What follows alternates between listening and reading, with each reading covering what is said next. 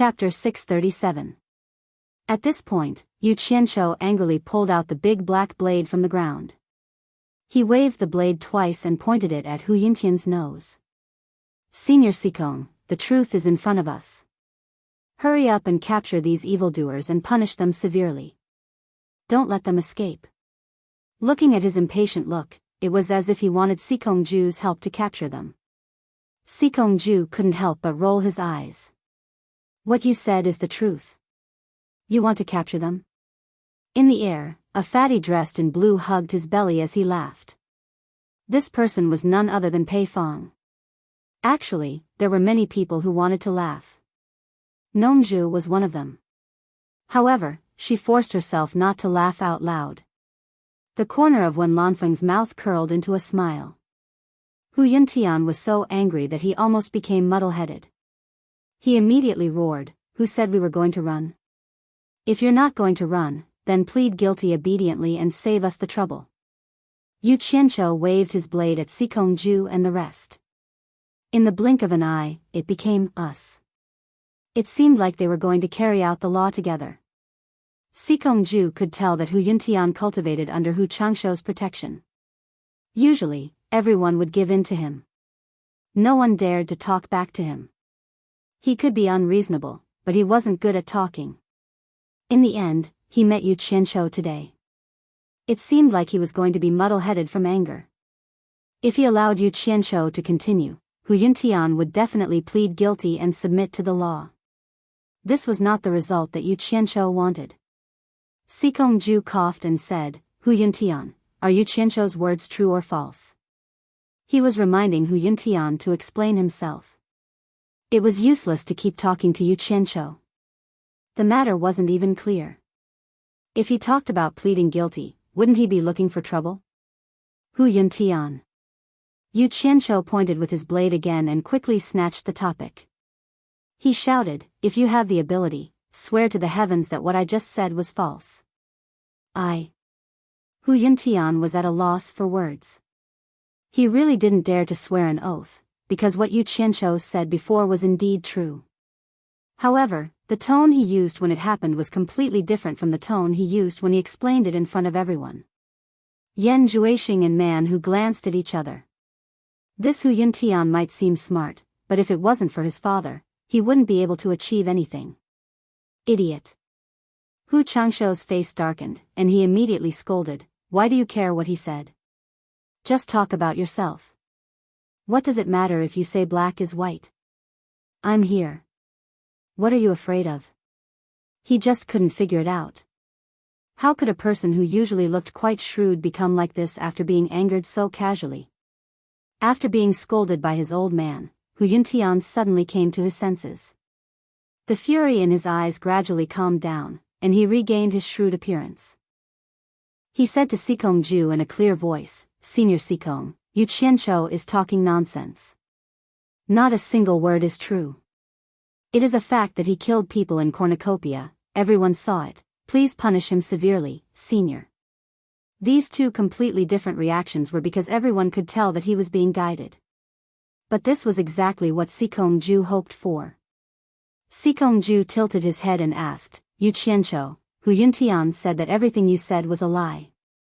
What else do you have to say?" Yu Qianqiu raised his head and looked at Hu Changshou in the sky, then looked at Hu Yuntian, and revealed a mocking expression of exasperation at Hu Changshou's failure to meet his expectations. He shook his head and sneered, "This person is already shameless to the point of lying with his eyes wide open. What else do I have to say? If I continue talking, it will just be a result of not acknowledging each other. It's simply a waste of saliva. Senior Sikong, why don't you be more direct?" Sikong Ju let out an "oh," and his eyes flickered as he asked, "How to be more direct?" Yu Qianqiu stared at Hu Yuntian and sneered, causing Hu Yuntian's hair to stand on end. Suddenly, he saw the blade in his hand pointing at him and said, "Hu Yuntian, I'll still say the same thing. There's no meaning in arguing with your glib tongue. Why don't you and I fight one-on-one, and we won't rest until one of us is dead? Whoever dies will be unlucky. How about it?" The surrounding crowd went into an uproar again. This madman's killing desire was very strong. He was indeed worthy of the title of butcher. It seemed like he really wanted to slaughter Hu Yuntian. If he didn't have the confidence to slaughter Hu Yuntian, he definitely wouldn't keep mentioning about fighting one-on-one. Although no one said it, they actually hoped that Hu Yuntian would accept the challenge. They just treated it as watching the show. In the crowd, there was a pair of bright eyes. Yan Yu looked at Yu Qianqiu with a complicated expression. With the commotion caused, it was impossible for her not to have heard the news. Originally, she didn't want to come, but for some reason, she still came. Furong, Ze, and the rest were currently anxiously pacing around the Wen clan's shop.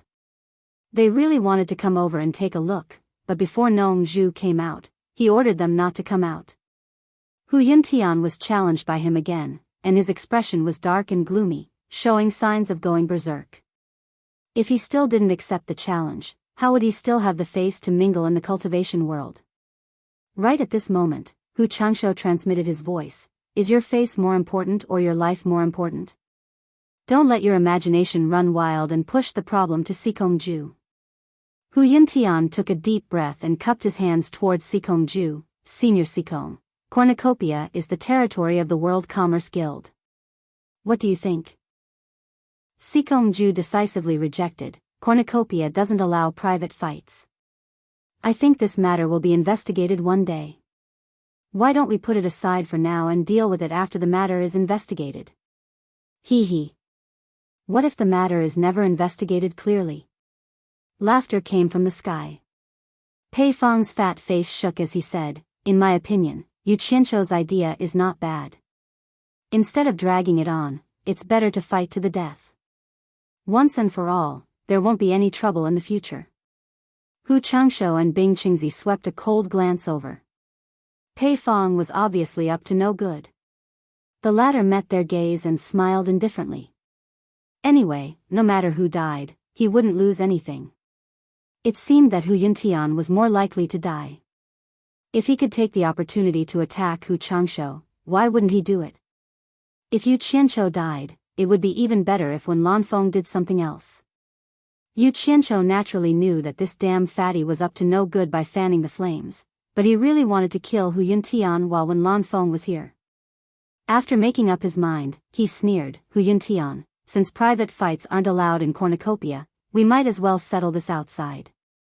If you're afraid of me, you might as well bring your 3 guards with you. If you're still afraid.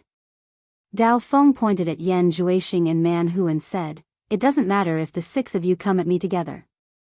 I'll definitely keep you company until death. How about it, do you dare? When he was still at the nascent soul stage, he dared to fight with those at the end of the crossing calamity stage. Now that he was at the crossing calamity stage, there was nothing to be afraid of. In addition, after experiencing the beauty of that animal play, he believed that killing Hu Yuntian wouldn't be a problem. The reason why he also involved Yan Zhuixing was because he wanted to test his opponent's depth. If possible, he might as well take advantage of Wen Lanfeng's presence to get rid of this trouble in the future. This was simply a naked provocation. 1 against 6, almost forcing Hu Yuntian into a dead end. In the air, Hu Changshou's eyes narrowed. Yu Qianqiu had gone too far, and he couldn't help but get angry. Bing Qingzi also seemed to be a little tempted. Hu Yuntian and Man Hu, who were at the end of the crossing calamity stage, were not necessarily no match for Yu Qianqiu. Maybe he could take the opportunity to take revenge for his second disciple. Good. Pei Fang cheered, no wonder you're the number 1 expert below the soul-forming stage. You're really brave. He didn't expect that Yu Qianqiu would even involve Bing Qingzi's disciple, so he was naturally excited. Lu Yanqing frowned at Yu Qianqiu's belligerent behavior. Wen Lanfeng seemed to be a little worried and asked Nongzhu, Yu Qianqiu is only at the early stage of the crossing calamity stage. Won't he underestimate his opponent? Nongzhu replied with a relaxed face, I don't know what he wants to do. But don't worry, he won't do anything that will cause him to lose. Man Hu took a step forward lightly. He also wanted to take the opportunity to take revenge for his junior brother. Unexpectedly, Yan Zhuixing grabbed him and walked to Hu Yuntian's side, saying with a smile, Brother Hu, Senior Pei has already said that Brother Yu is the #1 expert below the soul-forming stage. How can we defeat him so easily? It's not wrong for us to admit defeat to someone who can be praised by Senior Pei. Originally, he wanted to let Yu Qianqiu and Hu Yuntian do it.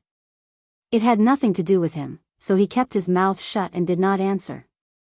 Unexpectedly, Yu Qianqiu also involved him and Man Hu. If Hu Yuntian accepted the challenge, it would be inexcusable for them not to fight. Therefore, they came forward to help Hu Yuntian, the fool who was outwardly smart but inwardly stupid. In fact, it was not that Yan Zhuixing did not want to fight. In fact, he wanted to try the effect of his demonic power against Yu Qianqiu. The demonic power had been stimulated by Yu Qianqiu's words, and it was running automatically in his body. However, there were too many people watching. The power of the demonic power was extraordinary. Once he fought, he would definitely be exposed. Now that he did not have the ability to protect himself, he had to bear with it. After he got the 7-star blood orchid to improve his cultivation, everything would be easy. Although Hu Yuntian was angry at Yu Qianqiu's arrogance, he was still a little afraid of him. It should be known that the butcher in the cultivation world was famous for killing. Many experts at the final stage of the passing calamity stage had died in his hands. Now that Yan Zhuixing gave him a way out, he smiled calmly and said, "Brother Yan is right. Since Senior Pei praised him so much, it's not wrong for us to admit defeat." He waved his hand heroically and said, "I admit defeat and stop fighting." Yu Qianqiu was startled. He did not expect that they would admit defeat even after he had said so much. Pei Fong was stunned. He wanted to slap himself. If he had known earlier, he would not have interrupted. Hu Changshou glanced at Yu Qianqiu with a malicious gaze. Then he smiled at Wen Lanfeng and said, "Brother Wen, the heroes are here to watch the show. If this matter continues, we, as guests, will not give face to the host. I think it's better to follow the host's idea and temporarily put this matter aside. We will talk about it after the investigation. What do you think?" Although others thought that Yu Qianqiu had to listen to Wen Lanfeng did not think that he could be Yu Qianqiu's master. Just as he was about to use words to evade, he heard Lu Yanqing, who was beside him, say, "Isn't it better to solve it peacefully? Why must we fight and kill?" Wen Lanfeng was startled. He looked down and said, "Yu Qianqiu, since they have admitted defeat, you should also take a step back. Let's talk about this later." Yu Qianqiu was speechless. Without Wen Lanfeng's support, he did not have the ability to kill Hu Changshou's son in front of him. Moreover, there was Bing Qingzi eyeing him covetously. He glanced at Nongzhu, but Nongzhu also shook her head slightly. Damn it. Relying on others to support you is the most unstable thing. In the end, you still have to rely on yourself. Let's wait and see. With a calm face, Yu Qianqiu put away the big black saber. He turned around and walked to the original stall. He took out pots of 7-star blood orchids and shouted to the crowd, selling 7-star blood orchids in large quantities. 200 million per plant. Those who are willing to buy, come quickly. Chapter 638. Everyone could hear the resentment in his voice. The onlookers looked at each other. It seemed that this guy was unhappy that he didn't kill Hu Changshou's son. Hu Changshou's eyes flashed with killing intent. He turned around and disappeared in the air. Hu Yuntian happily said goodbye to Yan Zhuixing and Man Hu and left as well. The 3 guards went to Yu Qianqiu's stall in fear to clean up their colleague's corpse. This guy was so crazy that he didn't even put Hu Changshou in his eyes. They were really worried that he would do something out of line again. The 3 of them buried their heads in collecting the corpse. They didn't even have the courage to look up at Yu Qianqiu. Sikongju took a deep look at Yu Qianqiu and waved his hand at Mu Lianqiu and the others. He led the crowd away and continued to maintain the order of the cornucopia. Seeing that the show had come to an end and that there was nothing to see, the rulers in the air all disappeared. When Lanfeng looked at Nongzhu and smiled bitterly, as if saying, "This guy won't bear a grudge against me, right?" The 2 of them disappeared together with Lu Yanqing. Bing Qingzi's pupils shrank when he saw Yu Qianshou's blood orchid. His eyes flickered and he left. Only Yan Zhuixing and Man Hu didn't leave. Soon, the stalls that were divided by white lines returned to their original appearance. Regardless of whether it was the stall owners or the people lingering there, their gazes were always faintly discernible as they looked at Yu Qianshou, filled with reverence. She had heard many rumors about Yu Qianshou, but this was the first time she had seen him act so domineering. He killed a cultivator in the early stage of tribulation passing just because of a disagreement, and that cultivator was a disciple of the world-famous Cloud Palace.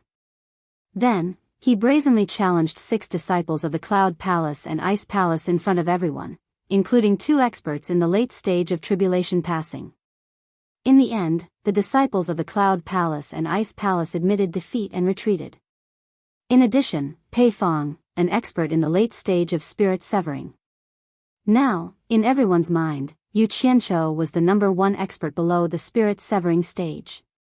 Mo Xiaojun stood quietly behind Yu Qianshou, his attitude becoming more and more respectful. Niu Yid had appointed them as the leader, and he did not disgrace them. Yi Qing, who was standing at the side, looked at Yu Qianshou with even more admiration. Perhaps it was because of the sense of identity, he didn't feel that Yu Qianshou's actions were too arrogant. Instead, he thought that Yu Qianshou had won glory for the Chinese cultivation world. In fact, there were many disciples from various sects who had snuck in from the Chinese cultivation world. Unfortunately, they didn't have the chance to get close to Yu Qianshou like Yi Qing did. But it didn't affect their crazy worship of Yu Qianshou at all. Usually, they didn't dare to raise their heads here. Suddenly seeing such a figure in the cultivation world of Huaxia, they were simply overwhelmed with emotions, unable to calm down, and extremely excited. Was Yu Qianshou arrogant? Not at all. They couldn't wait for Yu Qianshou to be 10,000 times more arrogant. It would be best if he could trample all the countries under his feet. After silently admiring him for a while, they left quietly. They wanted to report what had happened here to the Chinese cultivation world as soon as possible. Not long after, Furong, Ze, Enchantress, and Amano came running. After Nongzhu went back, seeing that the situation had calmed down, she allowed them to come out. Are you all right? The 3 girls asked almost at the same time. What can happen to me? When Yu Qianshou saw Furong, the haze on his face turned into a smile, and he asked, "What are you doing here? Do you want to help me set up a stall?" Wow! Ze stared at Xuelan in the stall and exclaimed, "Selling things is such a fun thing. Why didn't you invite me?" Then she crossed the stall excitedly and pushed Yu Qianshou away. She stood on the seller's seat and looked around, as if she really hoped that someone would come to buy things from her. She usually spent money to buy things, but this was the first time she tasted selling things. Furong didn't want to be outdone. She stood beside Ze happily, and the 2 of them shared the feeling of being a stall owner. Yu Qianshou was speechless. These 2 women didn't know how hard it was to earn money, and they thought it was a fun thing. If there was a chance in the future, he would let them play every day. Let's see if they would still be in such a good mood. I also want to have a taste of living off a woman. Enchantress stood beside Yu Qianshou with a smile, while Amano, Ze, and Mo Xiaojun stood side by side, looking around vigilantly. Yi Qing glanced at Furong from time to time, trying to hide the shock in his heart. Although Hibiscus rarely showed her face on the supporting immortal island, she had coincidentally seen her once in the myriad fragrance garden. After careful observation, he confirmed that she was the daughter of Wanfan Garden's principal elder, Furong. What he couldn't understand was why Furong and Yu Qianshou were here together. "Senior Yu, this junior still has some matters to attend to, so I'll take my leave now." Yi Qing suddenly bowed respectfully to Yu Qianshou. Yu Qianshou smiled and nodded at him. Furong took a glance and realized that this person looked familiar, but she couldn't recognize him, so she didn't think too much about it. After Yi Qing got permission, he quickly walked out of the treasure basin. He wanted to think of a way to send this shocking news back to Fuxian Island. Yan Zhuixing squinted his eyes as he sized up Ze, Furong, and Enchantress. His lips curled into a meaningful smile. Yan Juixing nodded at Man Hu, and the two of them walked towards Yu Qianqiu's stall. Because of the commotion earlier, the bustling crowd didn't dare to come over, causing the stall to be abnormally quiet. There wasn't even a single person passing by, and everyone took a detour. Just as Ze was feeling depressed, she suddenly saw two people walking over. She immediately said excitedly, "Are you buying? How much do you want to buy?" Before she could finish, she realized it was someone she knew from the saber drawing assembly. "Miss Ze, long time no see." Yan Juixing cupped his hands. Yu Qianqiu sneered, "Brother Yan, could it be that you want to wreck my stall again?" When Ze heard that they wanted to wreck her stall, she immediately took out her dark purple bamboo rod and was about to make a move. "Brother Yu, it's meaningless to say that." Yan Juixing glanced at the blood orchids on the stall and said with a smile, "I saw that Brother Yu's stall was deserted, so I wanted to invite Brother Yu to visit our Ice Palace's shop when you have time. Perhaps there are people who will purchase a large amount of Brother Yu's 7-star blood orchids." Could it be him? Yu Qianqiu's heart skipped a beat, but he didn't show it on his face. He cupped his hands and said, "Thank you for the reminder, Brother Yan. I will definitely pay a visit." He. Then I won't disturb Brother Yu's business anymore. Goodbye." Yan Juixing cupped his hands and left with Man Hu. Yu Qianqiu stared at the two's departing figures with flickering eyes. Suddenly, he was pulled back to reality by the noise around him. He saw many people rushing towards the center of the treasure basin. What's wrong? What's wrong? What's wrong? The World Commerce Association put up a new signboard and started selling the 7 treasure pill that can help break through the bottleneck of cultivation. Ah.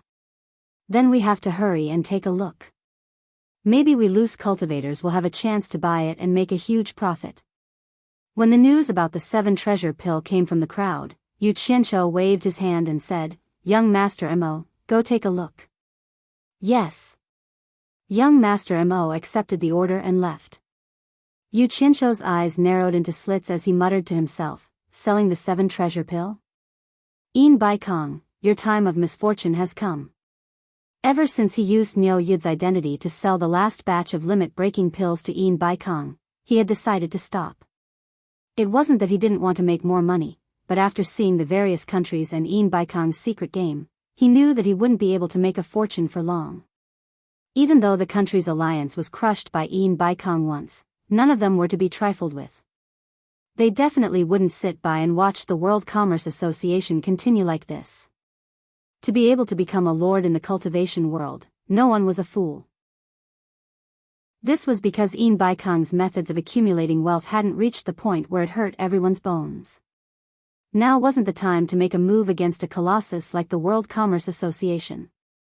Because some people were still holding a wait-and-see attitude, they were afraid of being attacked by the powerful World Commerce Association. But once Yin Bai Kong's methods of accumulating wealth hurt everyone's vitality, the various powers wouldn't be able to sit still and would definitely join forces. At first, Yu Qianqiu was curious as to what kind of backing Yin Bai Kong had to dare to do such a thing. He wasn't a fool. But after thinking about it from his own point of view, he suddenly realized that this old fox was relying on Niu Yud, an immortal from the immortal world. Yin Bai Kong first boldly threw out several billion, taking the risk of paying first before taking the goods. Then, for every 5,000 limit-breaking pills, he took the initiative to increase the price by 1 billion high-grade spirit stones, constantly expressing goodwill towards Niu Yud. The reason why he didn't hesitate to cooperate with Niu Yud to do business was to tie Niu Yud's interests tightly with his. Once the various powers retaliated, not only would it hurt his interests, it would also hurt Niu Yud's interests.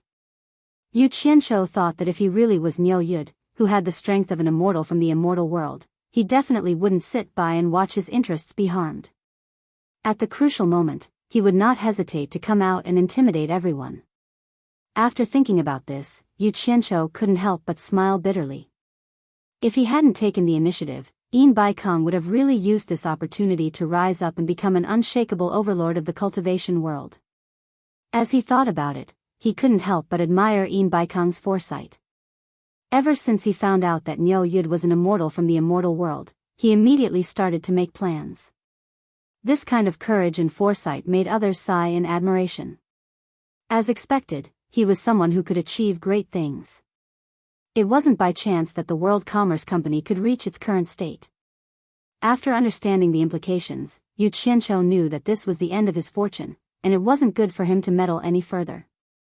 Thus, he decisively threw out 20,000 limit-breaking pills at once. After making a huge profit, he quickly got rid of Niu Yud's identity. Then, he immediately used Yu Qianqiu's identity to send out 5,007 treasure pills that buried the World Commerce Company. He wanted to see how Yin Baikong would clean up this mess. The only thing that made Yu Qianqiu regret was that he didn't think so far ahead. He regretted getting himself involved with Niu Yud. In the future, there might be some small troubles. Demon Domain, Yin Wind Valley. The mountains that stretched for dozens of miles had been sealed off by thick Yin fog for countless years. Raging Yin winds carried Yin phosphorus ghost flames everywhere. Although the environment was harsh, it was a rare cultivation treasure land with abundant Yin qi for the hundreds of thousands of ghost cultivators who lived here. Just as the ghost cultivators were cultivating as usual, a gust of Yin qi that was as thick as ink suddenly erupted violently from the entrance of the 9th netherworld cave. The strong airflow whistled out crazily, and even the nearby rocks that weighed hundreds of kilograms were blown away. In an instant, the dark clouds that covered the sky above the Yin Wind Valley became restless, causing the hundreds of thousands of ghost cultivators to look over. An indescribable feeling of terror spread in the hearts of the ghost cultivators. Just when the Nether cave had just undergone an unusual change, inside the Ghost King Palace, Yuji led the group of ghost generals and arrived one after another.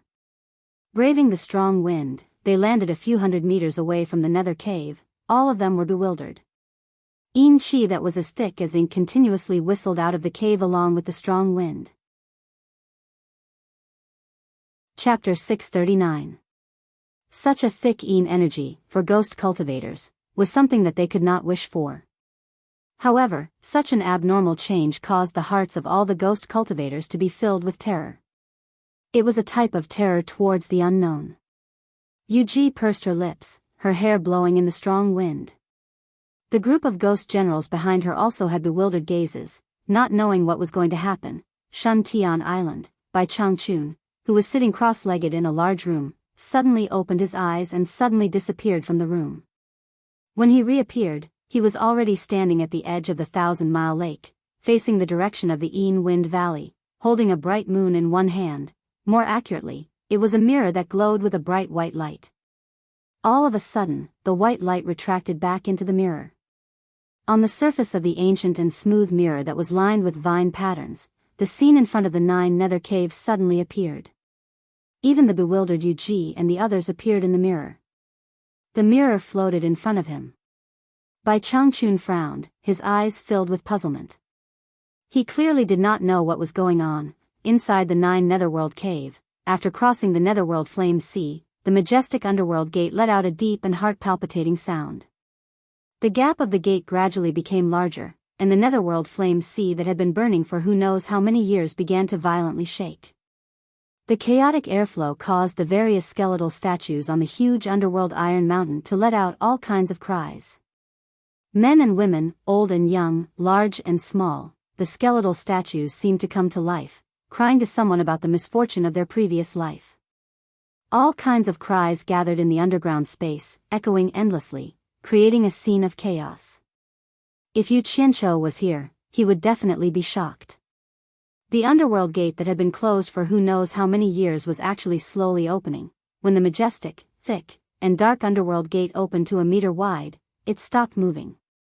Behind the gate, there was a black light constantly rotating. Suddenly, 2 white lights flashed. With 2 xiao sounds, the 2 white lights turned into 2 figures that stopped in front of the underworld gate. 2 white-robed men that looked exactly the same appeared. Their faces were also snow-white and pale, so pale that it was a bit abnormal, as if they were twin brothers. The 2 of them coldly looked around. After a long time, one of them slowly said, "Everything is normal." Another person nodded and said, "Big brother, why did the Underworld Emperor ask us to patrol the underworld ways of the 72 worlds?" The former shook his head and said, "It was Lady Blackpool's idea." Hearing this, the latter was taken aback and sighed, "Big brother, have you noticed that because the Underworld Emperor doesn't get involved in the affairs of the Underworld, Lady Blackpool has been getting involved in more and more things? I'm afraid it's not a good thing. Shut up if you don't want to get into trouble." The former warned, "This is not something you and I should worry about. Don't say such things in the future." "Got it." The latter shook his head helplessly. The former sized up his surroundings once more and said calmly, "Let's go. Let's go back." The two of them had just turned around when they suddenly shuddered at the same time. Their gazes burned as they stared at the Netherworld gate. Of the two knockers on the gate of the Netherworld, only one remained. One of the heaven-devouring beast heads was missing. Not only a knocker, but two of its fangs were also missing. No one knew where they went. After the two of them stared at it for a while, the latter said in bewilderment, "Look at the saw marks on it. It seems that it was cut off by someone." The former was dumbfounded and speechless for a while. Then he murmured, "Who is so daring to destroy the things on the gate of the Netherworld?" The latter scratched his head and said, "Logically speaking, it's impossible. This is not a place that anyone can come to. The people of the Underworld can't open the gate of the Netherworld from the inside without the token. And the mortals of the outside world can't pass through the Netherworld fire sea and come here. Could it be the work of the ghost cultivators in the human world?" The former shook his head and said, "It shouldn't be the ghost cultivators. Once the ghost cultivators come here, their vitality will be burned away by the Netherworld fire sea and they can't return to the human world. Otherwise, their souls will be destroyed and they will never be able to reincarnate. The only way for the ghost cultivators to come here is to open the gate of the Netherworld and return to the Underworld. Once they turn back, they will die. It's not this and it's not that. What is going on? It can't fall down by itself, can it? Even if it fell down, we should still be able to see something on the ground. There are clear saw marks on it. Could it be?" The latter suddenly stopped talking. The former turned his head and asked, "Could it be what?" The latter looked around and said softly, "Big brother, don't you think this is a little strange? Why did Madame Blackpool have to patrol the 72 underworld passages at this time? It just so happened that the gate of the Netherworld here was destroyed. Could it be that someone inside was ordered to come out and do it?" The former heard this and frowned deeply.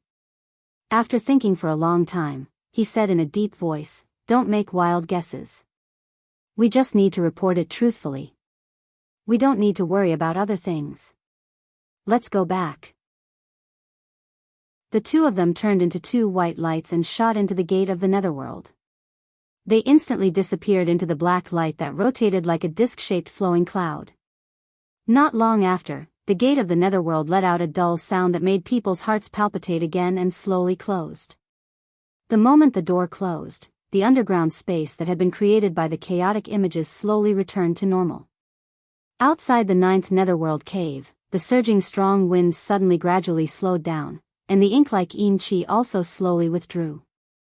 Very soon, everything returned to normal, as if nothing had happened. Standing on the opposite cliff wall, Yuji and the group of ghost generals were looking at each other. None of them knew what was happening in the underworld cave. The group of ghost cultivators waited for a long time, but they didn't see any abnormal reaction. Yuji frowned and waved her hand, "We'll talk about it when we get back." Then, the group of ghost cultivators quickly left the place. Beside the 1,000 Miles Lake on Shuntian Island, Bai Changchun waved his hand after the scene in the Mirror of Silence returned to normal. He waved his hand and kept the mirror as he looked at the sky with his hands behind his back.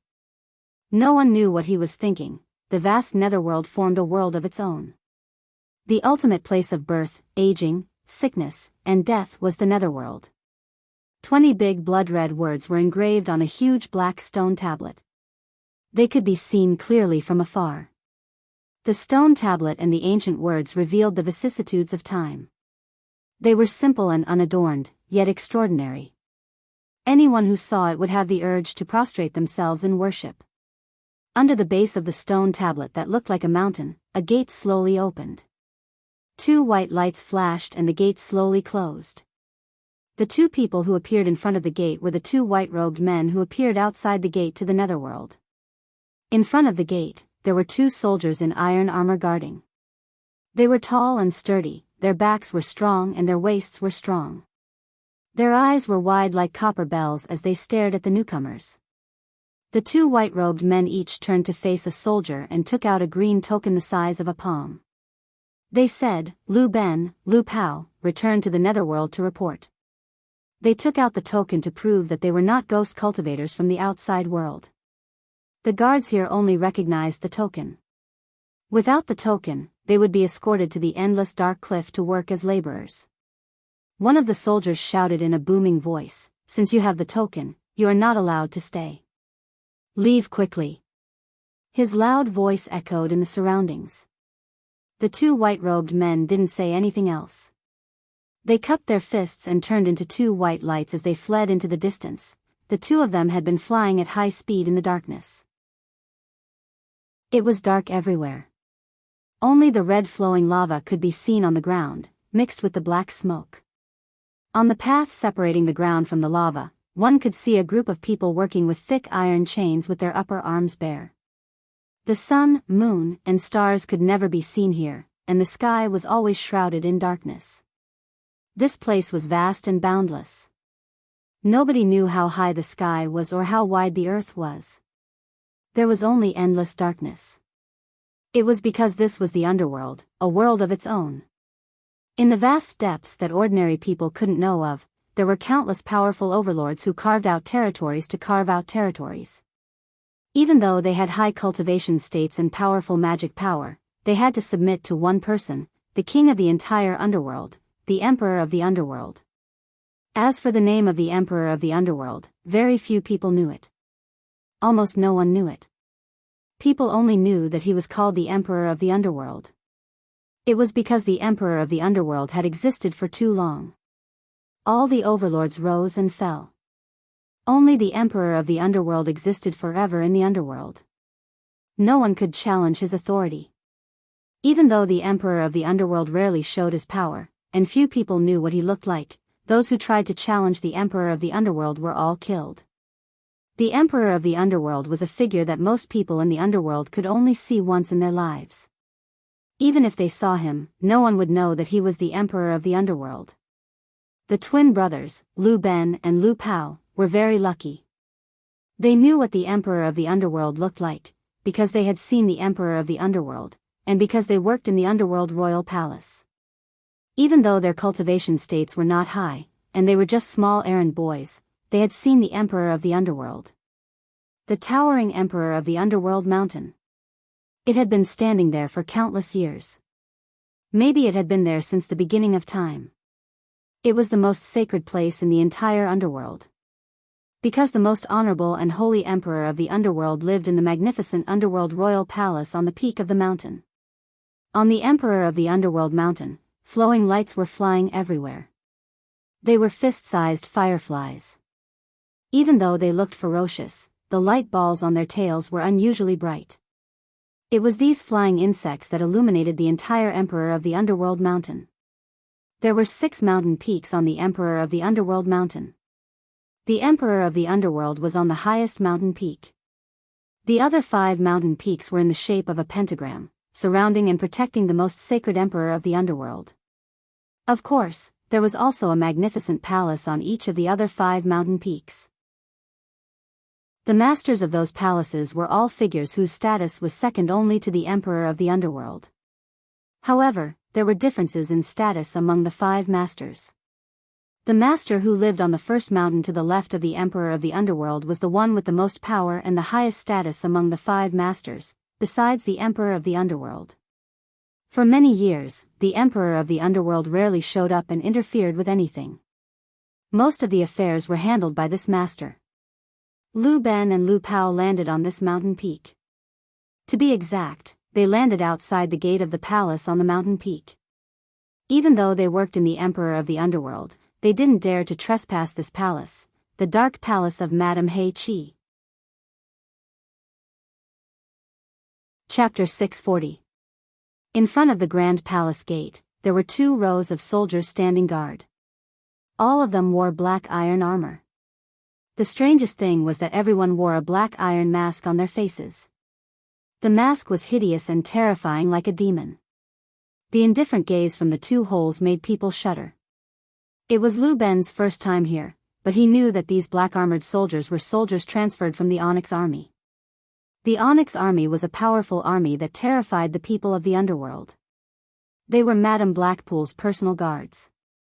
Many large fireflies climbed on the palace gate, illuminating the scene in front of the palace gate clearly. However, it also showed the oppressive atmosphere in front of the palace gate. A heavily armored general stood in the middle of the palace gate. His gaze behind the mask seemed to be real as he sized up the two. The eldest of the twins, Lu Ben, was obviously not here for the first time. He nodded at his younger brother, Lu Ben. The latter took out a green token and gave it to him. Lu Ben held the two tokens and said respectfully, Lu Ben, report to Madam. You come in. You stay here and wait. The general in the middle of the palace gate pointed at the two and moved aside to make way. Lu Ben signaled his brother to wait patiently and then walked in with large strides. The inside of the palace was spacious and grand, but it seemed deserted. There didn't seem to be a single person in sight. In the middle, there was a passageway that led straight to the towering Onyx Palace. Every 10 meters, there was a diamond-shaped stone pillar. The stone pillar was covered with huge fireflies, decorating the entire stone pillar into a lamp post. The path to the majestic Onyx Palace was more than 300 meters long. Although there wasn't a single person in the square, Lu Ben didn't dare to be careless. He looked straight ahead and maintained a steady pace as he walked forward. He knew that this seemingly free space was actually tight on the inside and heavily guarded. It was several times stricter than the Onyx Palace's defenses. Who knew how many people were secretly watching him? The majestic Onyx Palace was brightly lit. Lu Ben bowed and stopped under the base platform that was dozens of meters high. On top of the steps, a female official wearing a male civil official uniform looked down at him. Although she was dressed in a man's uniform, she had a pretty face and was a beauty. She said coldly, Madam is bathing. Wait. Then she turned and left. Yes. Lu Ben lowered his head and stood there, not daring to move. In the back hall of the Onyx Nether Palace, there was a place covered by a black veil that was steaming hot. Behind the gauze curtain was a huge bathing pool made of black jade. The warm water in the pool carried a faint smell of sulfur. It flowed into and out of a small ditch. It was a hot spring. A naked and delicate body was soaking in the water. It was a body that was extremely alluring to men. Her plump breasts rose high, and her skin was as smooth as cream. Her figure was moderately plump, and a beautiful face appeared on the surface of the water. Her head was resting on the thigh of the man behind her, and two hands were gently massaging her temples. The body that men couldn't refuse was soaking in the hot spring. 5 handsome and strong men surrounded her, not even a single strand of cloth on them. Although those alluring bodies were irresistible to men, there was no trace of impulsive desire in the eyes of these 5 men. Their expressions were cautious. 2 hands were massaging her head, and the remaining 8 hands were carefully massaging various parts of her body. The plump and ravine private parts were not left behind. The 8 hands were moving and massaging every part of her body. Resting on the thigh of the man, the beautiful face looked extremely comfortable. Her eyes were hazy, and her lips were slightly open, letting out a soft moan. The gauze curtain was lifted, and the female official who was outside the hall walked in. Seeing that the woman in the pool was enjoying herself, she lowered her head and waited quietly. The woman in the pool closed her eyes and said, Fei Feng, what's the matter? Although her words were normal, her tone was full of arrogance. The female official who was called Fei Feng said respectfully, Madam, Lu Ben, who was patrolling the 72 world passages, has returned to report. He is waiting outside the hall. The woman in the pool softly nodded and slightly raised her hand. The 5 massaging men immediately stopped. The 5 men gently carried the naked body out of the hot spring and put her down on the shore. Immediately, someone brought a towel to dry the water droplets on her body. Another person brought a black palace gauze dress and helped her put it on. The black gauze curtain was lifted, and a beautiful woman wearing a black palace gauze dress walked out. Her face was so cold that no expression could be seen on it. She had an extremely noble temperament, which was completely different from her appearance in the hot spring. Dragging a 3-meter-long skirt, she walked to the main hall and gently sat on the seat of honor. Her phoenix eyes coldly looked outside the hall. This was the famous Madame Hei Qi in the netherworld. The female official, Fei Feng, quickly led Lu Ben in. Lu Ben walked to the hall and knelt down. He did not dare to raise his head and reported the results of the inspection in detail. After listening to him expressionlessly, Madame Hei Qi raised her hand, and Fei Feng quickly led Lu Ben out. From the beginning to the end, Madame Hei Qi didn't say a word to Lu Ben. In the cornucopia, Yu Qianzhou's stall had been open for a whole day. Except for Yan Juexing, no one asked about it. Zi waited excitedly for a long time, but as she waited, she became listless. She did not have the patience to do this business that had no customers anymore. In the end, she pulled Furong and ran back. After a whole day, Yu Qianzhou knew that there was no point in continuing to set up the stall. With such a high price, it was estimated that no one would buy it anymore. What made him suspicious was that it was Yan Juexing and his men who bought a large amount of 7-star blood orchids from the treasure tower. He packed up the stall and returned to the Wen family's shop. Nongzhu called him up from the window on the top floor. With a dark face, Yu Qianzhou turned a deaf ear and went back to his room. Sometimes, when you were unhappy, you needed to show it and let others know that you were unhappy. Otherwise, others would easily make you unhappy again in the future. The 3 people on the top floor looked at each other. Wen Lanfeng smiled bitterly and said, "It seems that he is still angry. He is giving us a hard time. This guy has a problem. I will go and have a look." Nongzhu swaggered down the stairs. Zi and Furong were in the room and continued to fiddle with the things they bought. When Yu Qianzhou came in and looked at the room that had almost become a warehouse, he said to Zi with a dark face, "Go back to your room." Zi naturally wanted to oppose him, but when she saw that Yu Qianzhou seemed to be really unhappy, he stuck out his bright red tongue at Furong, threw away the things in his hands and quickly left. Furong looked at Yu Qianzhou weakly and said, "Are you unhappy? Did I make you angry?" Yu Qianzhou turned around and bolted the door and window. With a dark face, he nodded and said, "Yes, you made me unhappy." Furong immediately became nervous. She put down the things in her hands and whispered, "What did I do wrong? I will definitely change." "Well, you haven't let me touch you for a long time. This is your biggest mistake." Yu Qianzhou walked behind her and suddenly laughed. He put his arms around her waist and slid one of his hands directly into her collar. Furong immediately let out a cry of surprise. The couple rolled on the bed and made love. Nongzhu came down and met Zi, who was running away. They talked casually for a while. Zi told her that Yu Qianzhou was angry. Nongzhu waved her hand disapprovingly and asked Zi to go back first. She still swaggered to the door of Yu Qianzhou's room. She pushed the door, but found it was bolted. When she was about to use her divine sense to have a look, Yu Qianzhou's roar suddenly came from inside, "Get out of my way. Don't ruin my plan." Then came the messy voice. Nongzhu was stunned and muttered awkwardly, "What bad luck." She slapped the door heavily and shouted, "When you are done, come up here. I have something to tell you."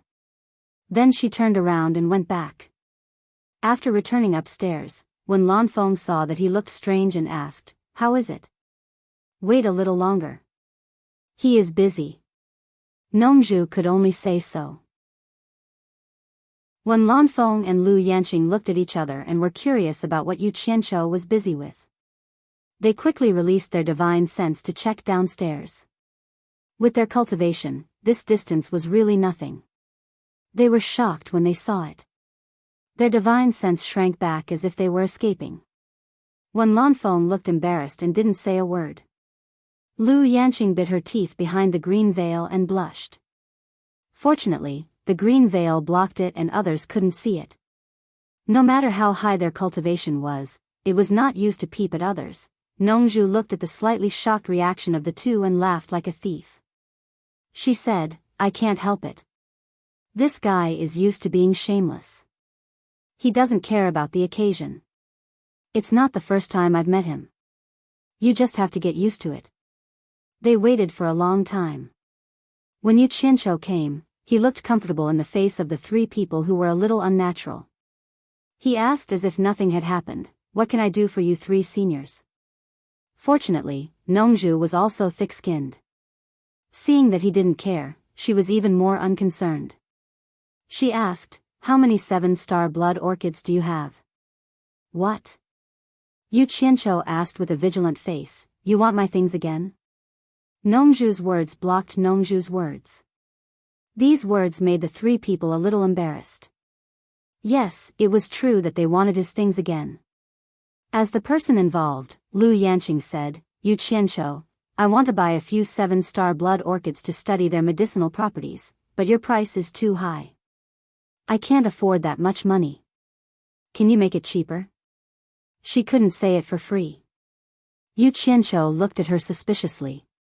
His eyes flashed and he said, Senior Lu, the person who bought a lot of 7-star blood orchids in Treasure Tower? Nongju and Wen Lanfeng also looked at Lu Yanqing when they heard this. The latter immediately shook her head and said, you misunderstood.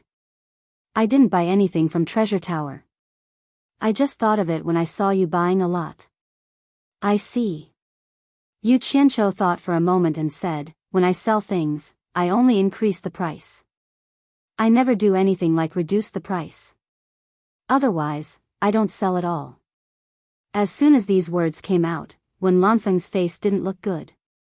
Nongju immediately shouted, Yu Qianqiu, don't go too far. It's already a great honor for the master of Lingfang Valley to ask for your help. Don't get greedy for money. Chapter 641. Yu Qianqiu rolled his eyes and said, why are you in such a hurry? Did I say I want money? Ignoring Nongju's astonishment, he asked Lu Yanqing, Senior Lu, how many do you need? They were stunned by him. Wen Lanfeng's eyes were full of praise and he nodded slightly. Lu Yanqing said with some embarrassment, how can I ask for your things for free? You use them to make money. Yu Qianqiu waved his hand generously and said, I didn't say I would give them to you for free. Wen Lanfeng and Nongju's faces darkened at the same time. Lu Yanqing was speechless. She felt embarrassed just now. It turned out that it was not for free.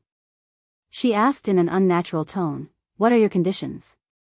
Yu Qianqiu ignored Wen Lanfeng and Nongju's murderous eyes and said, do me a favor.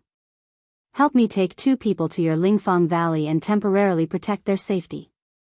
Wen Lanfeng and Nongju were slightly stunned. Lu Yanqing asked curiously, which 2 people? You might as well tell me first. If it's suitable, I can promise you. It's suitable. It's most suitable for them to go to your place because they are 2 women. Yu Qianqiu smiled somewhat helplessly and said, one of them is Yi Kun, who lives here. And the other one? Yan Yu, the proprietress of Sleeping Spring House, help me take them away. Wen Lanfeng was finally relieved when he heard that it was 2 women. But he asked curiously, Yi Kun is reasonable. What's the relationship between you and Yan Yu? Why do you want to take her away? Yu Qianqiu shook his head and smiled bitterly. Niu Yud has something to do and left. I was entrusted by Niu Yud to protect her temporarily. Oh. So that's it. Wen Lanfeng believed it.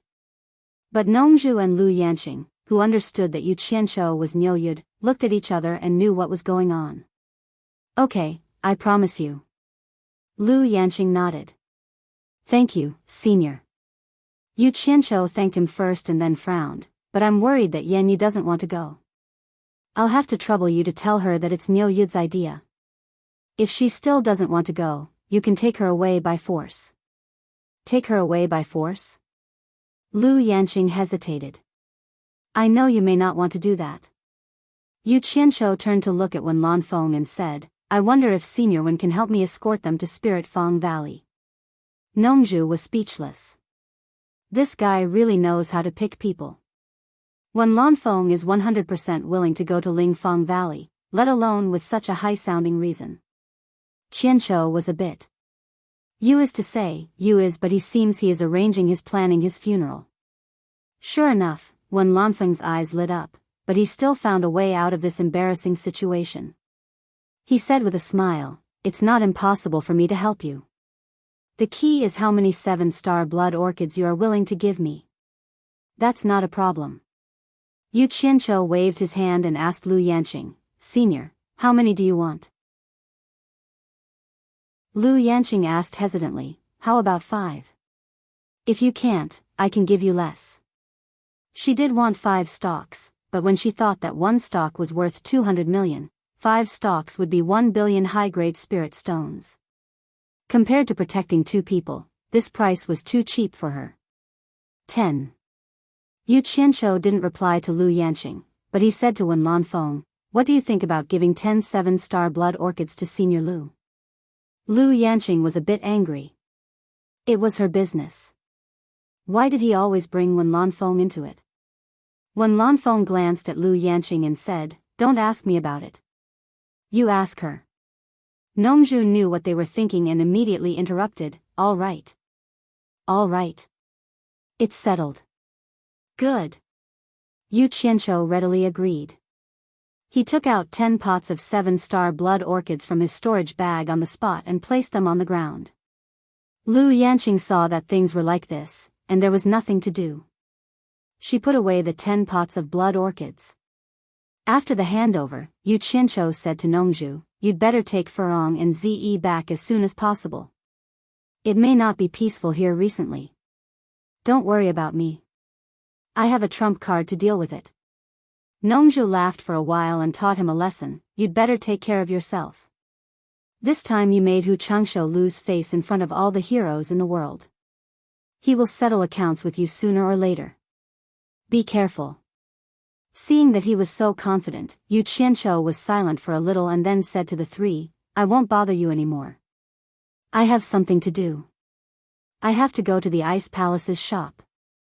Nongzhu exclaimed, "What are you going to do there?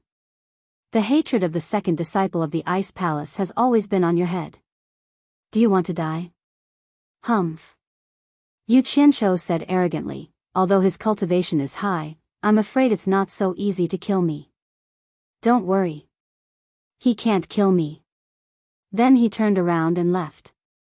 "Don't be so arrogant. Be careful," Nongzhu shouted from behind. In the main hall of the Dark Nether Palace, the noble and cold Lady Blackpool walked slowly in the hall with her long dress trailing behind her. Her eyes were flickering for a long time. Suddenly, she waved her sleeve and turned into a ball of black light. She flew out of the palace and directly flew to the highest peak protected by the 5 peaks. On the roof of the ancient, magnificent, sacred, and mysterious Dark Nether Palace, a dozen people suddenly appeared.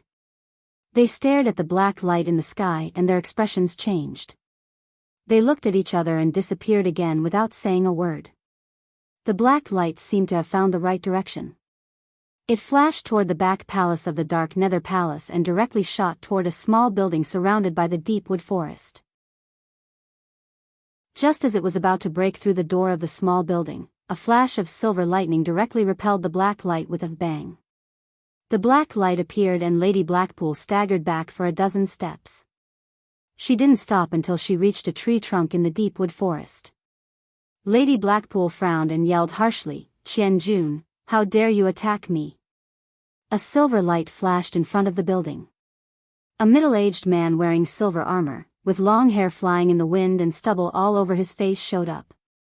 He stared at her indifferently and said, "Blackpool, this is not a place for you to behave atrociously. Don't you know where this place is? You can't trespass without permission." Lady Blackpool gritted her teeth and said with resentment in her eyes, "I will go wherever I want. It's not up to you, a servant. Get out of my way.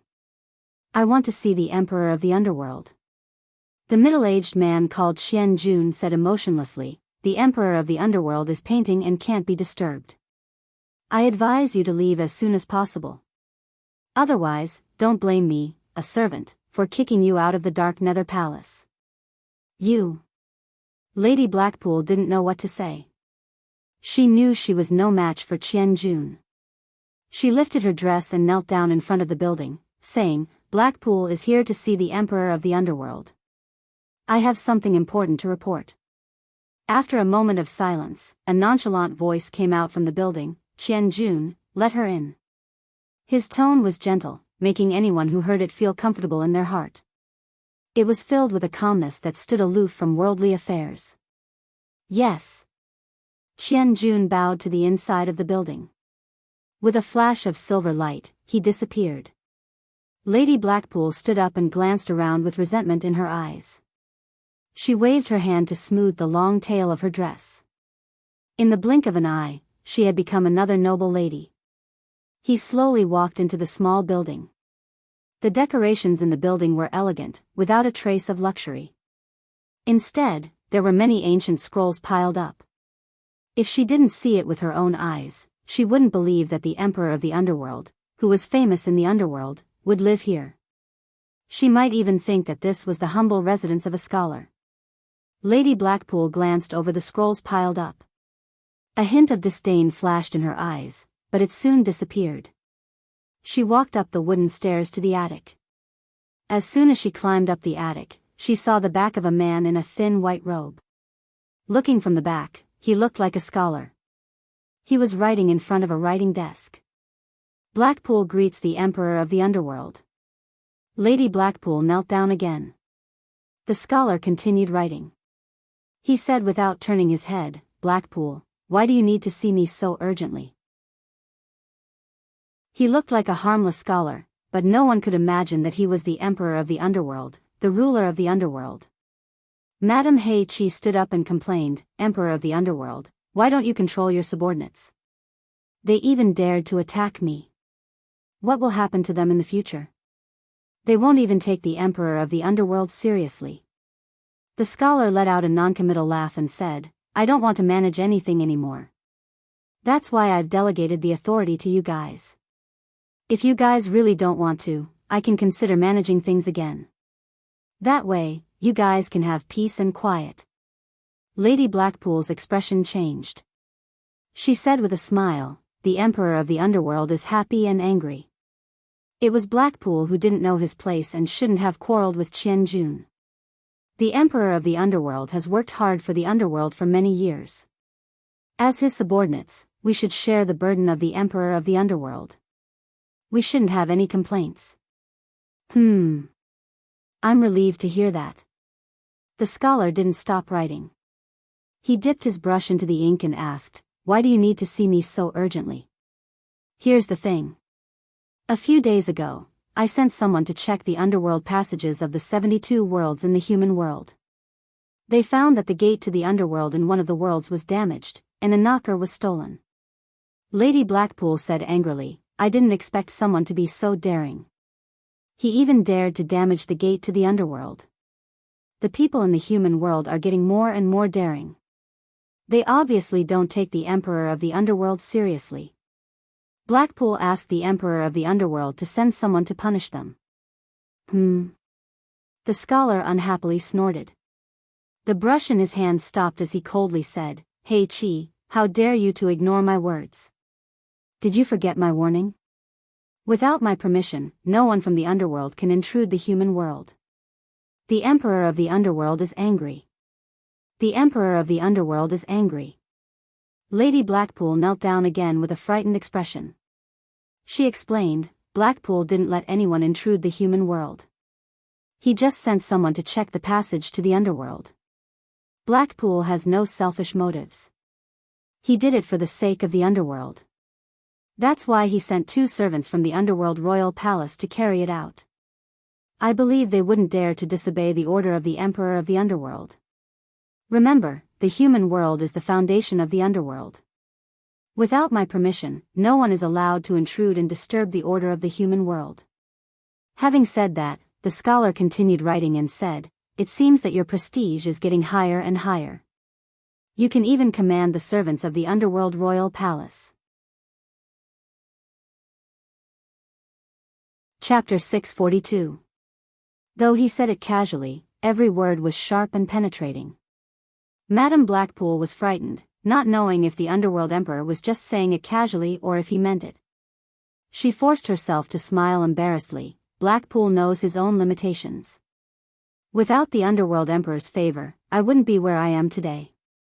It's good that you understand. The scholar raised his hand and said with his back facing her, "You can leave now if you have nothing else to say." Blackpool hadn't achieved her goal yet, so she wouldn't leave willingly. She gritted her teeth and pulled off the black silk tied around her waist. She shook her shoulders slightly, and the black gauze on her royal dress slid off her shoulders, exposing her snow-white and plump body to the air. Madame Blackpool stood up slowly and walked out from the pile of black gauze, walking to the back of the scholar. She wrapped her arms around the scholar's waist and said while twisting her body, "Blackpool hasn't served the underworld emperor for a long time. Wait a moment." "As you wish." The scholar chuckled, his hand didn't stop moving. Madame Blackpool uttered a happily. She tilted her head to look at the painting scroll on the desk that was about to be completed. Her pupils shrank after a quick glance. A magnificent colorful painting scroll unfolded in front of her eyes. An earth-shattering battle scene was vividly depicted on the paper. The bloody, tragic, and exciting battle was depicted with the tip of the scholar's brush. Countless experts from both the immortal realm and the netherworld surrounded one person, and the person who was surrounded in the picture scroll was full of heroic spirit. He was like a god of slaughter, riding a vigorous red divine dragon into the sky and into the ground, controlling tens of thousands of golden rays as if he was invincible. Countless people were killed by him, turning into a rain of blood.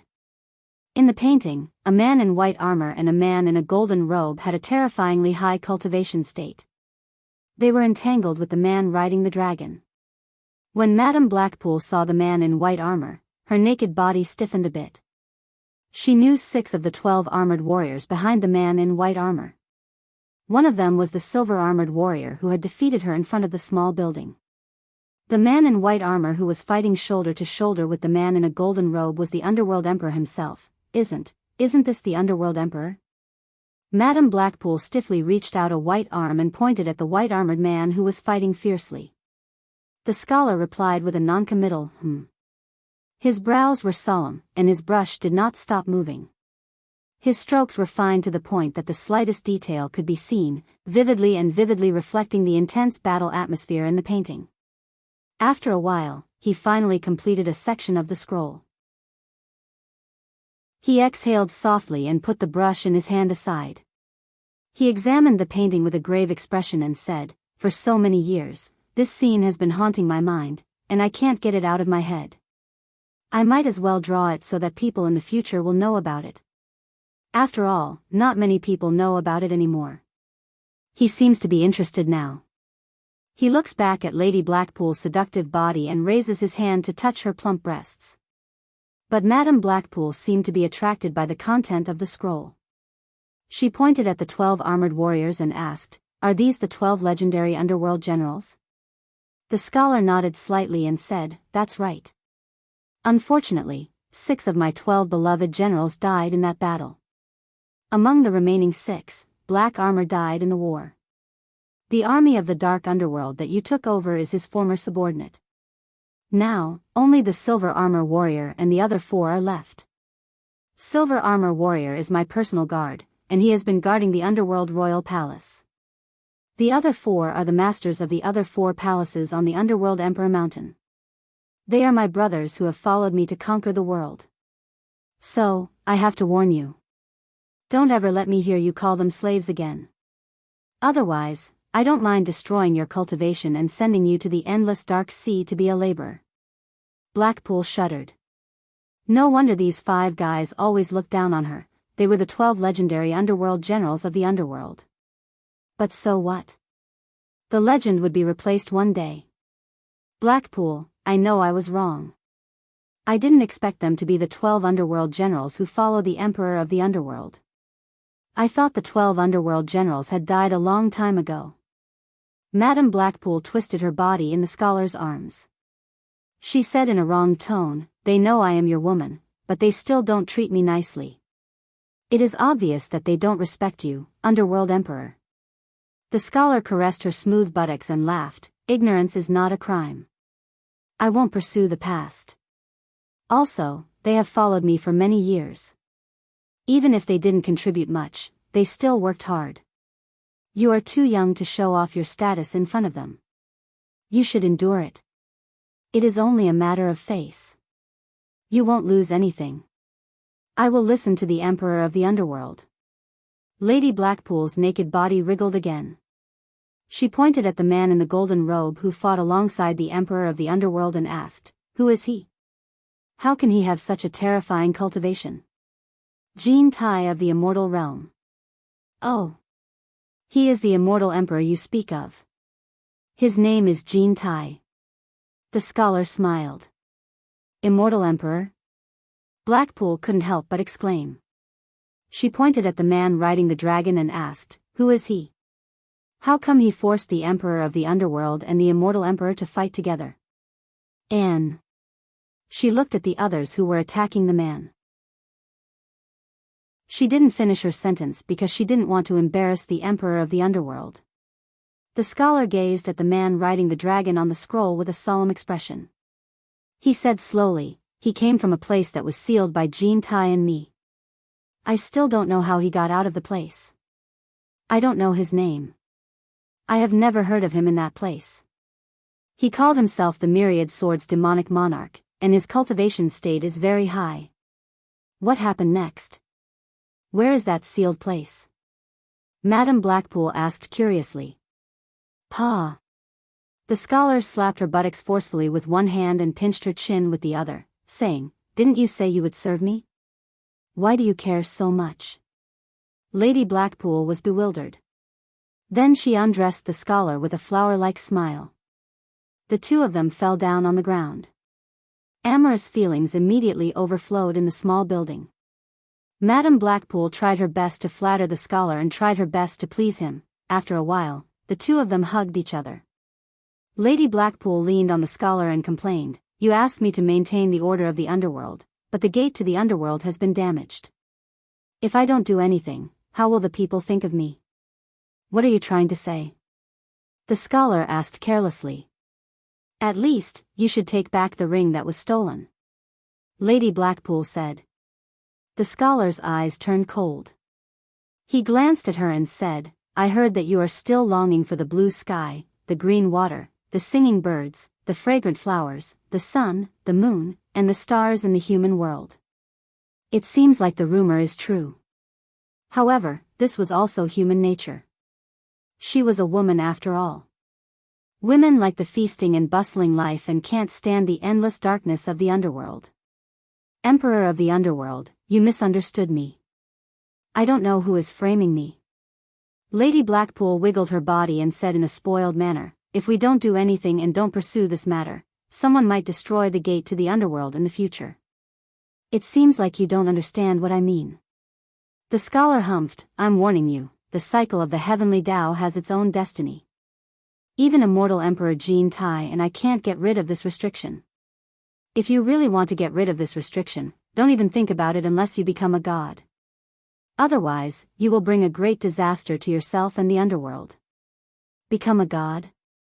Lady Blackpool was startled and flattered, Emperor of the Underworld, aren't you the god of the underworld?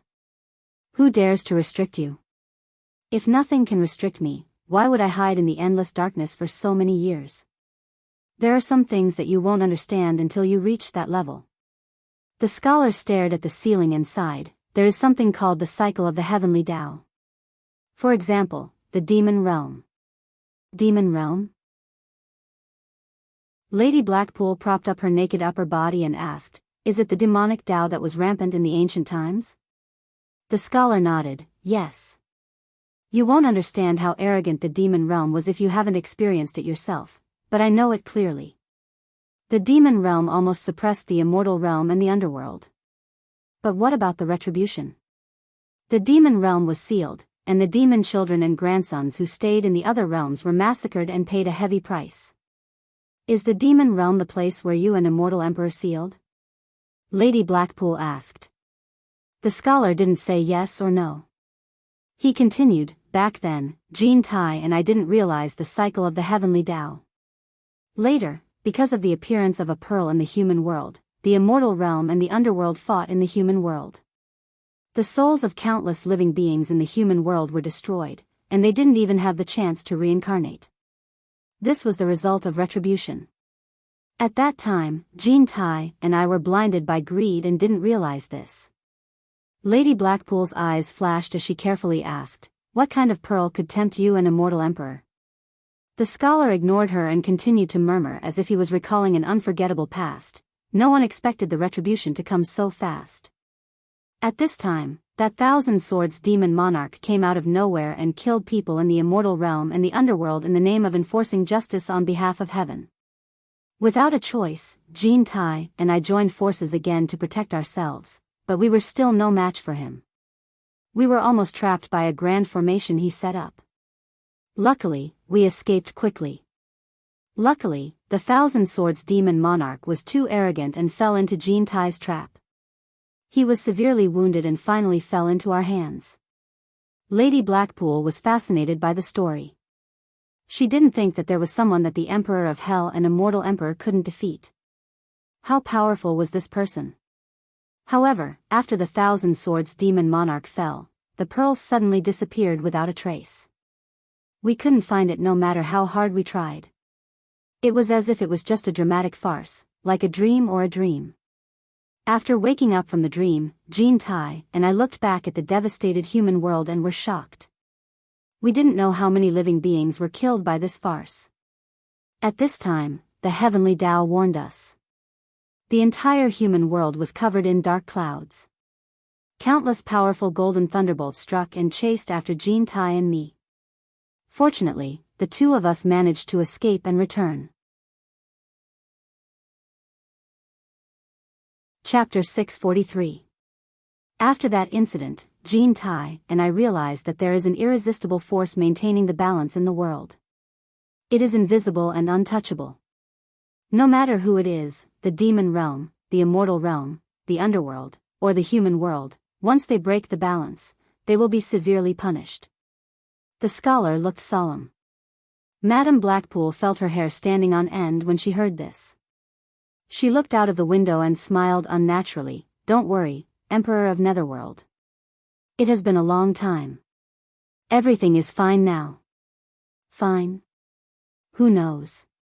Maybe it is the preparation of the final score. Once it explodes, I don't know what the consequences will be. The scholar sighed. The Great War in the human world almost killed all the living beings in the human world. It caused such a terrible consequence. It is not something that can be easily forgotten. The demon realm did evil, so Jean Tai and I punished it severely. When Jean Tai and I committed evil deeds, the myriad swords demon monarch came to punish us. Fortunately, the two of us managed to escape. Then, the golden thunder fell from the sky, but we dodged it again. Madame Blackpool giggled. "Isn't it good? It means that Emperor of Netherworld is powerful enough to resist the unknown force. It can't do anything to you." "You can't say it like that. I don't want it to happen again and again. I don't want it to happen again. I hope it will be over. If there is a third time, I am afraid that the punishment will be more severe after such a long time. It won't give us any chance to escape. Maybe both the immortal realm and the underworld realm will pay the unforgivable price for their evil deeds in the human world." The scholar suddenly smiled bitterly. "I am a bit curious. If there is a final punishment, who will be the one to administer the punishment on behalf of the heaven? Will there really be a person who will administer the punishment on behalf of the heaven?" Madame Blackpool asked weakly. His eyes flickered as he thought about how he had always wanted to replace a certain someone. He faintly suspected that he would be the one to administer punishment on behalf of the heavens. Once this thought appeared, it was like a seed that began to sprout in his mind. No one can be sure.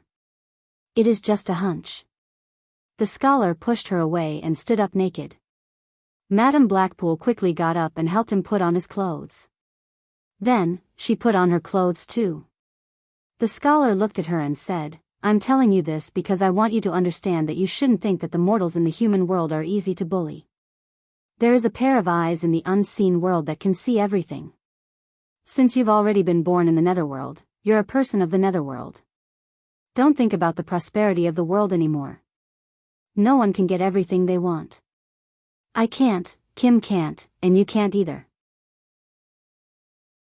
After saying this, the scholar walked to the desk, picked up the brush again, dipped it in ink, and continued with the next part of the scroll. Do you really think that I, Blackpool, am a 3-year-old kid? You can fool me with some nonsense. The Madam of Blackpool didn't think so, but she replied, Blackpool will remember the Emperor of the Underworld's teachings. But what about the knocker that was stolen from the Underworld gate? Are we really going to let the gate to the Underworld break and just stand there like that? What else can we do? The scholar continued, the gate of the netherworld has existed since ancient times. I don't know who built it, but the materials used to forge it are extremely strange. Even I don't know what they are. It's easy to break them, but difficult to merge them. Once they are separated, it will be difficult to merge them again. It's said that one has to use the 3 true fire to forge it. But the people who know how to use the 3 true fire have disappeared.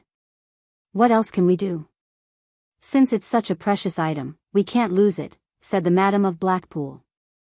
Oh. You can tell me what you think, the scholar asked. She waited for a while, but the scholar didn't respond. She stopped writing and turned around, just tell me what you want to say. Please forgive me.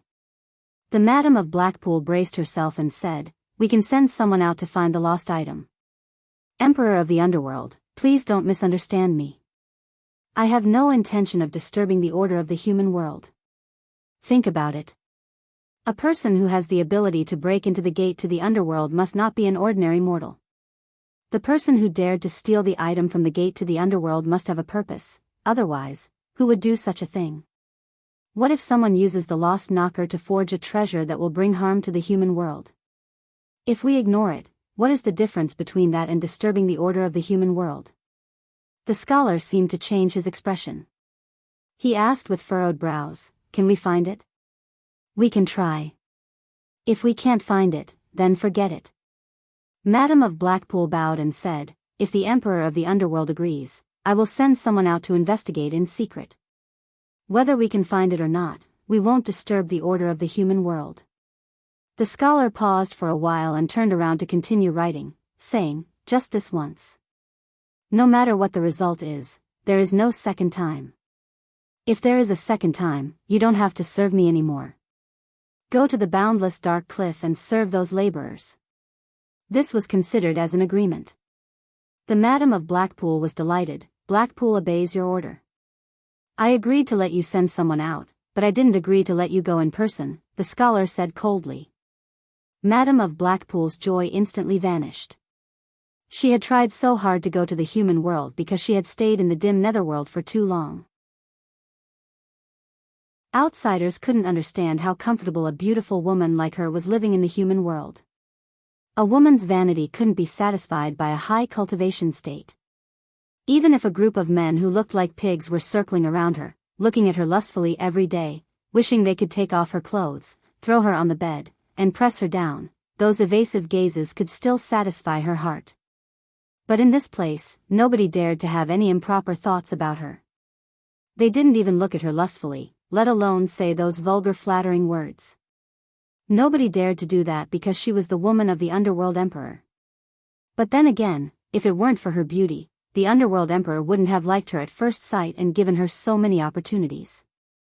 Some women were used to those extravagant occasions, so it was hard for them to calm down and live a boring life day after day.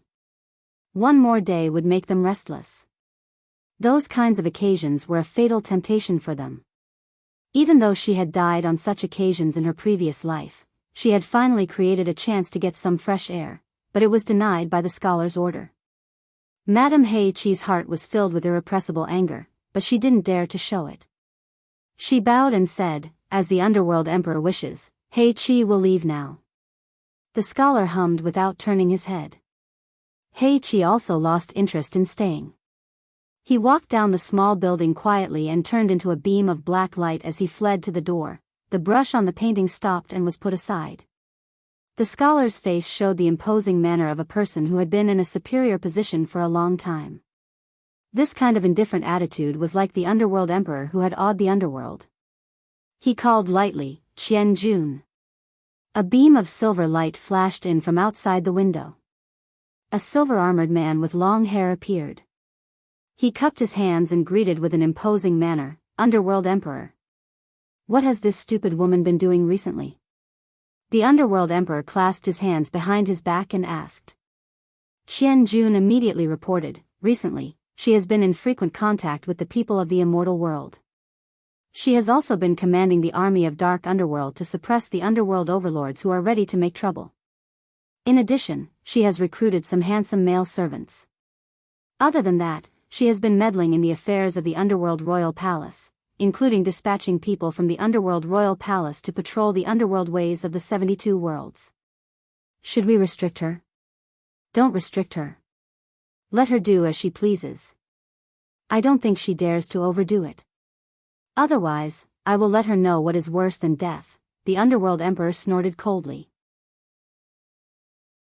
Qian Jun walked to his side and glanced at the painting on the desk, saying with furrowed brows, "Emperor of the Underworld, the power of the army of the Dark Underworld has grown very fast. Some of the older members have been purged and replaced by her trusted followers. Moreover, they have been slaughtering in the underworld, which has already made people panic.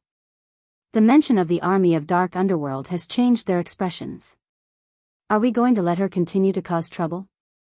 What's wrong with that? Many experts have emerged in the underworld these years. All of them are restless. Let her suppress them and get rid of those troublemakers." As the Underworld Emperor said this, he patted the bulging silver shoulder guard on Qian Jun's shoulder, sighing emotionally, "Only a few of our brothers are left.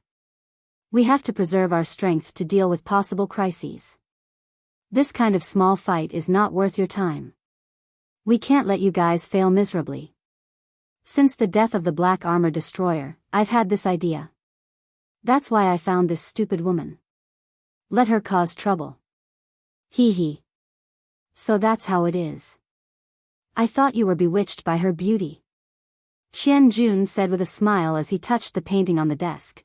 "The other brothers are full of anger, and they even want to kill that woman to wake you up. It seems that I have to inform them in advance. Even though I know, I have to tell them to keep acting like this and keep losing their temper. Don't be courteous to her. Although this woman is stupid, she is not stupid. Otherwise, I wouldn't have chosen her to do this. Don't let her suspect anything," the Underworld Emperor said with a smile while looking outside the window. "Life in the underworld is indeed a bit lonely. It's not a bad thing to have such a beautiful woman bewitching me. At least she makes me feel comfortable. Qian Jun, do you think I'm right?" Hee hee. Qian Jun laughed heartily. He touched the 12 armored underworld generals on the painting, a hint of nostalgia flashing in his eyes. He took a deep breath and said, "Underworld Emperor, do you have any other orders? I'll go find them if there's nothing else." You should have heard what I said to her. The Underworld Emperor's eyes suddenly grew deep, as he said, "You have experienced what happened in the human world back then. Keep an eye on that stupid woman. Don't let her do anything stupid. If the heavenly punishment comes, none of us will be able to withstand it. I'll forget about the last time she sent someone out without my permission. If she dares do it behind my back again, it's useless to keep her alive. You destroy her cultivation and throw her to the endless dark sea. You don't need to report to me in advance." "Yes, Underworld Emperor." Qian Jun cupped his hands and turned into a silvery light, disappearing outside the window. Chapter 644. A figure flew above the cornucopia and was stopped by more than a dozen figures when he flew to the Di-Rong Nation's Ice Palace shop. Yu Qianqiu showed a baffled expression and asked, "Why are you stopping me?" Mu Lianqiu, who was leading the law enforcement team, gritted his teeth and said in a deep voice, "The cornucopia doesn't allow cultivators below the soul formation stage to fly, especially during the cornucopia meeting.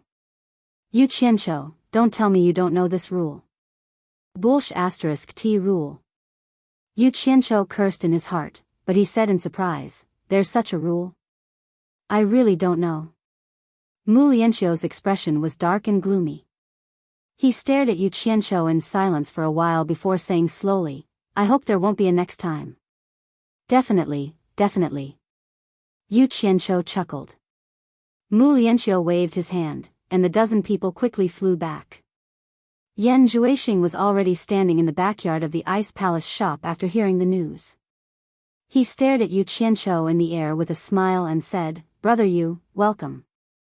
Please come down quickly for a chat. Yu Qianqiu landed and cupped his hands. How would I dare not come when Brother Yan invited me? The two of them looked at each other and laughed. They were polite, but they each had their own ulterior motives. None of them were good people. Yan Zhuixing looked at the sky and said, Brother Yu is a hero no matter where he goes. Yan Zhuixing is really envious that you don't even care about the rules of the cornucopia. It's fine if you don't abide by this kind of rule that only benefits a few people, Yu Qianqiu said sarcastically. Even if I abide by it, no one will say anything good about me. Haha. Brother Yu is indeed honest. Yan Zhuixing nodded and praised him. I don't have any good points, but I like to speak the truth. Yu Qianqiu waved his hand without a care in the world, and sternly said, Brother Yan, let's not beat around the bush. Are you buying the 7-star blood orchid or not? It's not convenient to talk here, right? Yan Zhuixing looked around and raised his hand, please come upstairs. Yu Qianqiu glanced upstairs and knew that similar buildings had a soundproof formation. He touched his chin and said, Is there an ambush waiting for me? Yan Zhuixing smiled and said, Brother Yu has Senior Wen's support. Why should I be afraid? Please. The two of them acted like old friends, smiling side by side as they went upstairs. Just as Yan Zhuixing pushed open a door, he suddenly heard a shrill scream coming from upstairs. Both of them were shocked, especially Yu Qianqiu, who quickly put up his guard. Yan Zhuixing's expression changed. He couldn't be bothered with him anymore and rushed upstairs. What the hell? Could it be a trap? Yu Qianqiu was confused. He was worried that it was a trap, but he couldn't help but rush upstairs. When he reached the top floor, he found the room where the scream came from and carefully pushed the door open. Bing Qingzi, Man Hu, and Yan Zhuixing were staring at a disciple who was rolling on the ground. The three of them looked at Yu Qianqiu who came in, but no one cared about him at this moment. There were two other disciples beside him who seemed to be panicking. Yu Qianqiu plucked up his courage and walked to Yan Zhuixing's side. The disciple rolling on the ground was emitting green smoke as if he was burning. Wrinkles gradually appeared on his face, and he was aging at a visible speed. Yu Qianqiu was secretly shocked. He couldn't help asking in a low voice, Brother Yan, what's going on? Could it be that your ice palace is enforcing some sect rules and punishing disciples? Yan Zhuixing shook his head slightly and said solemnly, It's the 7 treasure pills sold by the World Chamber of Commerce. There's something wrong with it. Yu Qianqiu was dazed. He knew what the problem was, so he quickly shut his mouth and pretended that he knew nothing. All of a sudden, a huge and threatening aura spread out, forcing them to take a few steps back. The temperature in the room dropped rapidly, making them feel like they were in a world of ice and snow. Bing Qingzi waved his sleeve, and the disciple rolling on the ground floated up into the air. Bing Qingzi's fingers were like the wind, shooting dozens of white light into the important acupoints of the disciple. Then, he pushed out a white mist from his palm and wrapped the disciple up. Apparently, he was treating the disciple. However, to everyone's surprise, the disciple's scream seemed to be even more painful. It was sharp and ear-piercing, as if he was being cut into pieces. Bing Qingzi's face was shocked. The white mist quickly retracted, and the disciple slowly landed on the ground, twitching and rolling on the ground. Everyone looked at each other in shock. What a powerful poison. It can even burn Jin Yuan. Bing Qingzi was shocked. He immediately turned around and stared at Man Hu, shouting, What the hell is going on? Man who was at a loss and said in panic, "Master, I also don't know what's going on. After I bought the elixir from the treasure tower, I came back directly."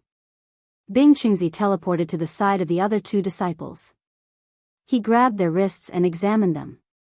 After a while, he loosened his grip and stared at Man who coldly, "It's the same 7 treasure elixir. Why are they fine?" When the two disciples heard that they were fine, the fear on their faces turned into relief. I. Master, I really don't know what's going on." Man whose face turned bitter. Yu Qianqiu looked at the two and found that one had just reached the core formation stage, and the other had just reached the nascent soul stage. He knew what was going on. In fact, Chen Feng's alchemy skills were already strong enough. How could an alchemist who could refine a pill with pill halo be weak? "Master." Man who walked in front of Bing Qingzi and didn't know what to say. Bing Qingzi coldly glanced at Yu Qianqiu and muttered, "There is still no conclusion to this matter and it needs to be investigated. I will go and see if the others have the same reaction." With that, he disappeared. As soon as Bing Qingzi left, Yu Qianqiu felt the pressure was greatly reduced. He became lively and said, "I say, State Preceptor Man who, why did you come here to join in the fun instead of being a State Preceptor? Look at what happened now. You almost killed someone. Fortunately, you didn't kill anyone, or else you would have committed a great sin." "You." Man who angrily said, "Yu Qianqiu, don't be hypocritical here. Haven't you killed a lot of people? Do I need to be hypocritical? I admit that I have killed a lot of people. Maybe I will kill even more people." That's not right." Yu Qianqiu suddenly said suspiciously, "Listening to what you said, could it be that you want to kill that disciple just now?" Man who almost choked to death. How could this label be randomly put on him? He immediately flew into a rage and said, "I want to kill you. Are you trying to scare me?" Yu Qianqiu raised his sleeves and sneered, "Why don't you give it a try and see who will kill who? Brother Yu, what you are doing is a bit unkind. You are rubbing salt on the wound." After Yan Zhuixing warned Yu Qianqiu, he immediately pulled back the rioting Man who and comforted him, "Eldest senior brother, don't worry. Master and I both believe in you." Yu Qianqiu laughed and waved his hand, "Take it as me talking too much. Anyway, it has nothing to do with me. I say, Brother Yan, are you going to buy the 7-star blood orchid or not? If not, I will leave." "Buy, of course I will buy." Yan Zhuixing pressed on Man whose shoulder, indicating him to restrain himself. Then he turned around and asked, "I wonder how many 7-star blood orchids brother you has? You don't have to worry about this as long as you can afford it." Yu Qianqiu touched his nose and asked, "Brother Yan, I have a question, but I don't know if it is convenient for me to answer it. What do you want so many 7-star blood orchids for?" He knew that it was useless to ask, but he still couldn't help but want to ask. "Sure enough," Yan Zhuixing said perfunctorily, "we naturally have our use. Brother Yu doesn't have to worry about this." Yu Qianqiu looked him up and down and said with a smile, "I heard that Brother Yan has a unique martial art. Is it related to the martial art that you are practicing to buy so many blood orchids?" Chapter 645. Yan Zhuixing's eyes were slightly cold, and he said in a deep voice, "Brother Yu, you can eat whatever you want, but you can't say whatever you want. This matter has been proven to be false. It's better not to mention hearsay again, so as to avoid misunderstanding. This matter has become a big deal. I'm just curious, so I asked casually." Yu Qianqiu waved his hand disapprovingly, and then asked, "I wonder how many blood orchids Brother Yan wants to buy." When it came to business, Yan Zhuixing didn't care about him anymore. He said sternly, "It depends on whether Brother Yu can take care of the price. If it's cheap, buy more. If it's expensive, buy less. Since Brother Yan has spoken, for the sake of old friends, I will naturally take care of the price." Yu Qianqiu touched his chin and thought for a while. The original price is 200 million upper-grade spiritual stones. If Brother Yan sincerely wants to buy, Each one can be cheaper by 1,000 upper-grade spiritual stones. Man who snorted on the spot, something worth 1 billion is cheaper by 1,000. How can you say that? Yan Juexing pressed his hand to him and said with a fake smile, "Brother, you really thinks highly of me. I'm indebted to you for taking care of me. To make a long story short, I want 7 blood orchids. I wonder if brother you has brought them?" Yu Qianqiu smiled and said, 7 blood orchids are worth 1.4 billion upper-grade spiritual stones. Does brother Yan bring enough money? Yan Juexing knew that this guy was a sticky candy, and it was meaningless to continue. So, he took out 2 storage bags and handed them to him generously. Yu Qianqiu took them and checked the scene. After counting them, there were indeed 1.4 billion upper-grade spiritual stones. It seemed that the other party had already prepared to buy 7. After putting away the storage bags, he fiddled around for a while before returning another storage bag. Here are 7,000 upper-grade spirit stones. You can count them. Yan Juexing didn't think it was too little. He took the bag and put it away without looking at it. Yu Qianqiu chuckled and placed 7 pots of blood orchids on the ground, saying, 7 pots of blood orchids, please inspect the goods, brother Yan. The moment the 7 pots of blood orchids were placed out, Yan Juexing's eyes turned as cold as the stars and killing intent surged. Man Hu immediately shouted, Yu Qianqiu, are you playing with us? Great Imperial Advisor Man Hu, what do you mean by that? Yu Qianqiu pointed at the 7 pots of blood orchids on the ground and said in surprise, these are genuine 7-star blood orchids. Don't you know what they are? The 7-star blood orchid on the ground seemed to have no eyes. Dozens of slender leaves grew out of it like a pile of weeds. If it wasn't for its blood-red color and the faint smell of blood, it would be very difficult to associate it with the 7-star blood orchid. The most disgusting thing was that there was not even a shadow of an orchid. To be exact, it wasn't that he couldn't see it, but that it hadn't grown at all. Compared with the ones he sold at the stall before, it was completely a blood orchid seedling. Yan Juexing stared at the blood orchid on the ground and said indifferently, the 7-star blood orchid seedling has 10 leaves. After that, it grows 1 leaf every year. After 100 years, it blossoms and bears fruit. After another 100 years, the fruit ripens and falls. These 7 pots of blood orchid are at most 30 years old. It's too different from the century-old blood orchid that brother Yu sold before. He stared at Yu Qianqiu with cold eyes and said, brother Yu, aren't you going too far by doing this? Brother Yan, don't misunderstand. Yu Qianqiu waved his hand repeatedly and explained, the 10 pots of blood orchid that you saw before have been bought by someone. The rest of the goods are really not good, but these 7 pots are already considered good among the remaining ones. If brother Yan is not satisfied, you can return it. I will never say no. He didn't sincerely sell the blood orchid to Yan Juexing at all. This time, he came purely to see if Yan Juexing would buy it. Therefore, he made a few pots of inferior goods. It was fine if the other party didn't buy it, but he couldn't give the other party good things. He wasn't the kind of person who would leave trouble in the future just to make money. He just wanted to find an excuse to make the sale fail. Man Hu sneered, full of nonsense. I don't think you are sincere at all. There's no need to return it. Yan Juexing put away all the 7 pots of blood orchid. Man Hu immediately transmitted his voice, 8th junior brother, what are you doing? This blood orchid hasn't grown at all. Before he finished speaking, he heard Yan Juexing's voice transmission, eldest senior brother, you also know that this guy has no sincerity to sell to us. But I'm not a fool. Humph. There is a secret method in the demonic book to accelerate the blood orchid's ripening. Yu Qianqiu was stunned. He didn't expect the other party to buy it even though he deliberately made things difficult for them. He faintly felt that something was wrong. He couldn't help but smile, brother Yan, you make me feel embarrassed. How about this? I'm also an honest person. I can't bear to see others suffer losses. You can return it first.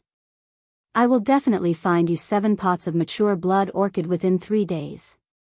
Once he cheated the blood orchid back into his hands, there would be many reasons not to sell it in the future. Yan Juexing smiled faintly. That's too troublesome. If you really feel embarrassed, you might as well return the spirit stones to me. What do you mean? Yu Qianqiu was stunned. Look at my eyes and you will understand. The faint smile on Yan Juexing's face turned indifferent. He said word by word, magic eye ecstasy. Yu Qianqiu was confused by him.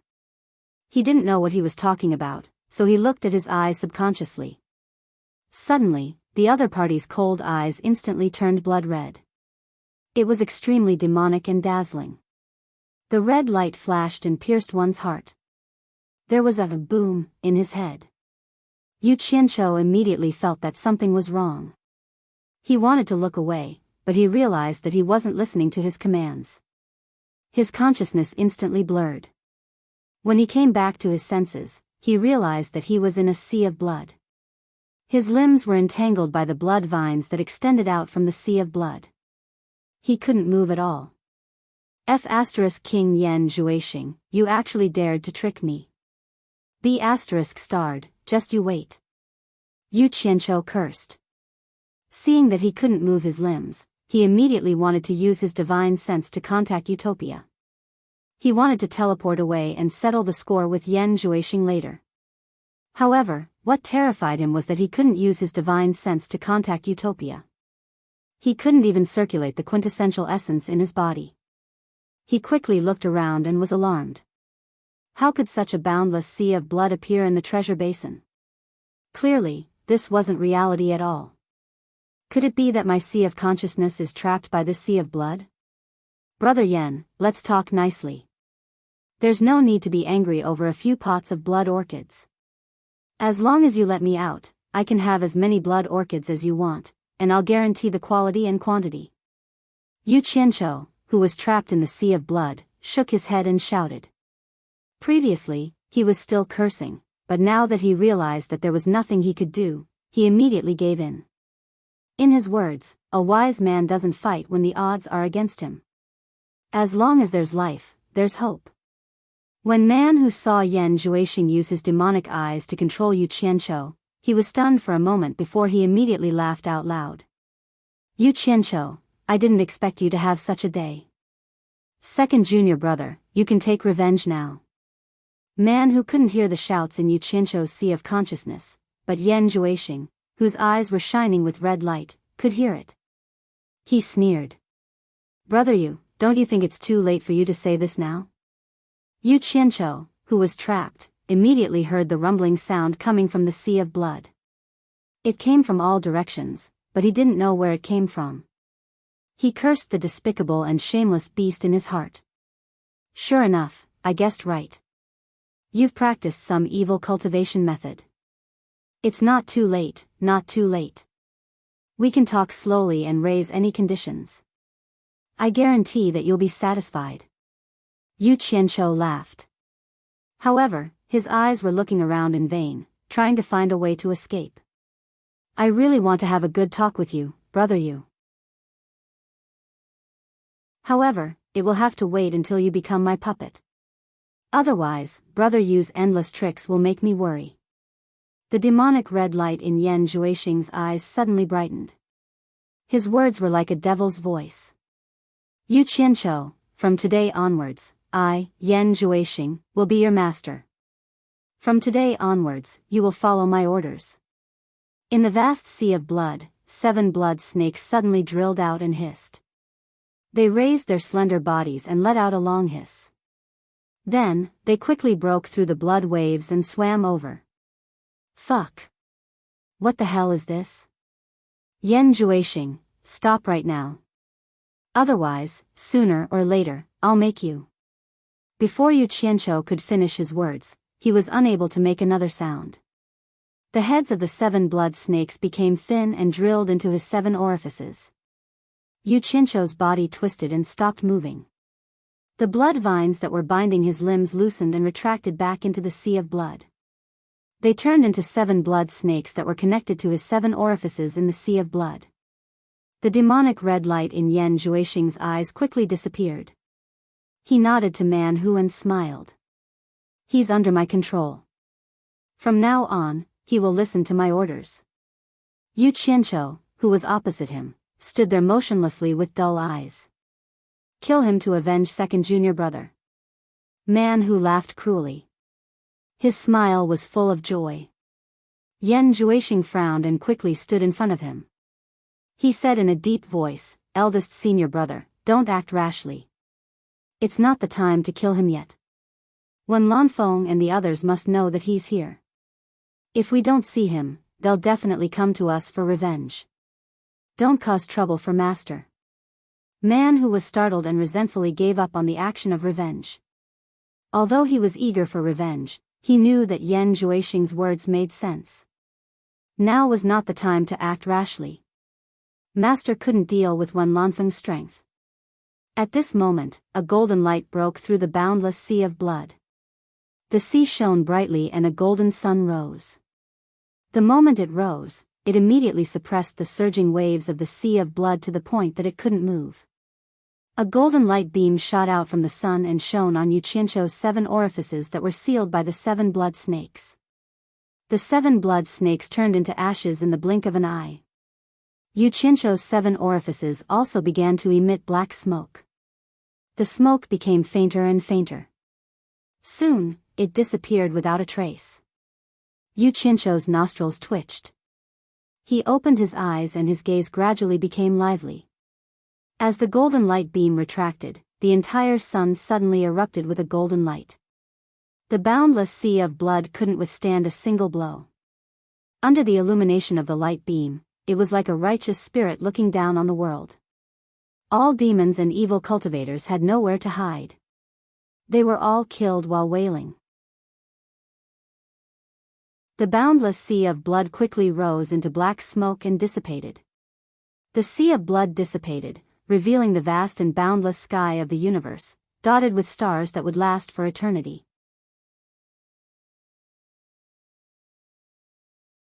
Chapter 646. The sea of blood in front of him suddenly turned into the stars of the universe. This kind of eternal brilliance made Yu Qianqiu somewhat dumbfounded. This was not the first time he saw this phenomenon. He remembered that the first time he saw it was in the 9th Netherworld cave. At that time, he was also in a predicament. So it was not a dream last time. He looked at the endless starry sky in disbelief, and the countless stars seemed to be staring at him.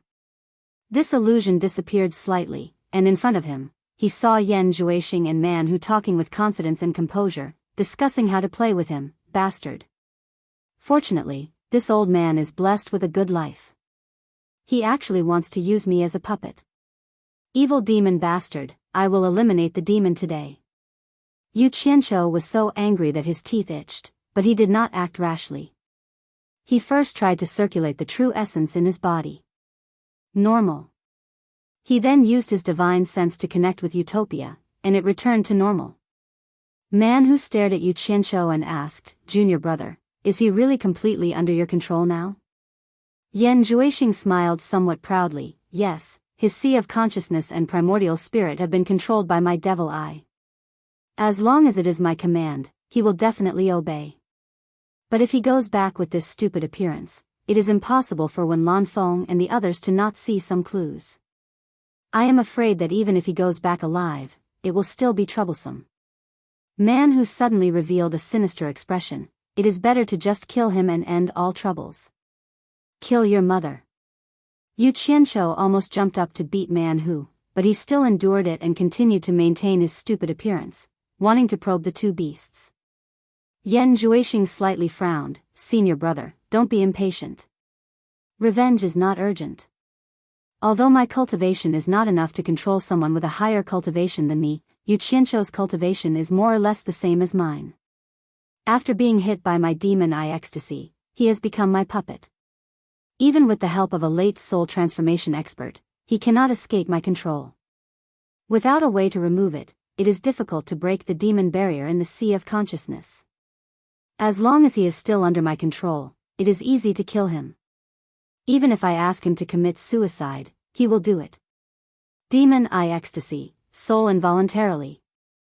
As long as I awaken the control of his consciousness, even if I let him go, he will look the same as usual. It will be very difficult for others to notice anything. Demon eye? Yu Qianqiu was shocked. He didn't expect there to be such an evil spell. I didn't expect the demon eye to be so powerful. Man Hu exclaimed in surprise and said with some joy, so, we can place an informer around Wenlan Feng. He can be of great help at the critical moment. That's one of the reasons why I haven't killed him yet. Yan Juixing stared at Yu Qianqiu and sneered, this brat has always been elusive. Who knows how many secrets he is hiding? I have to interrogate him properly. Not bad.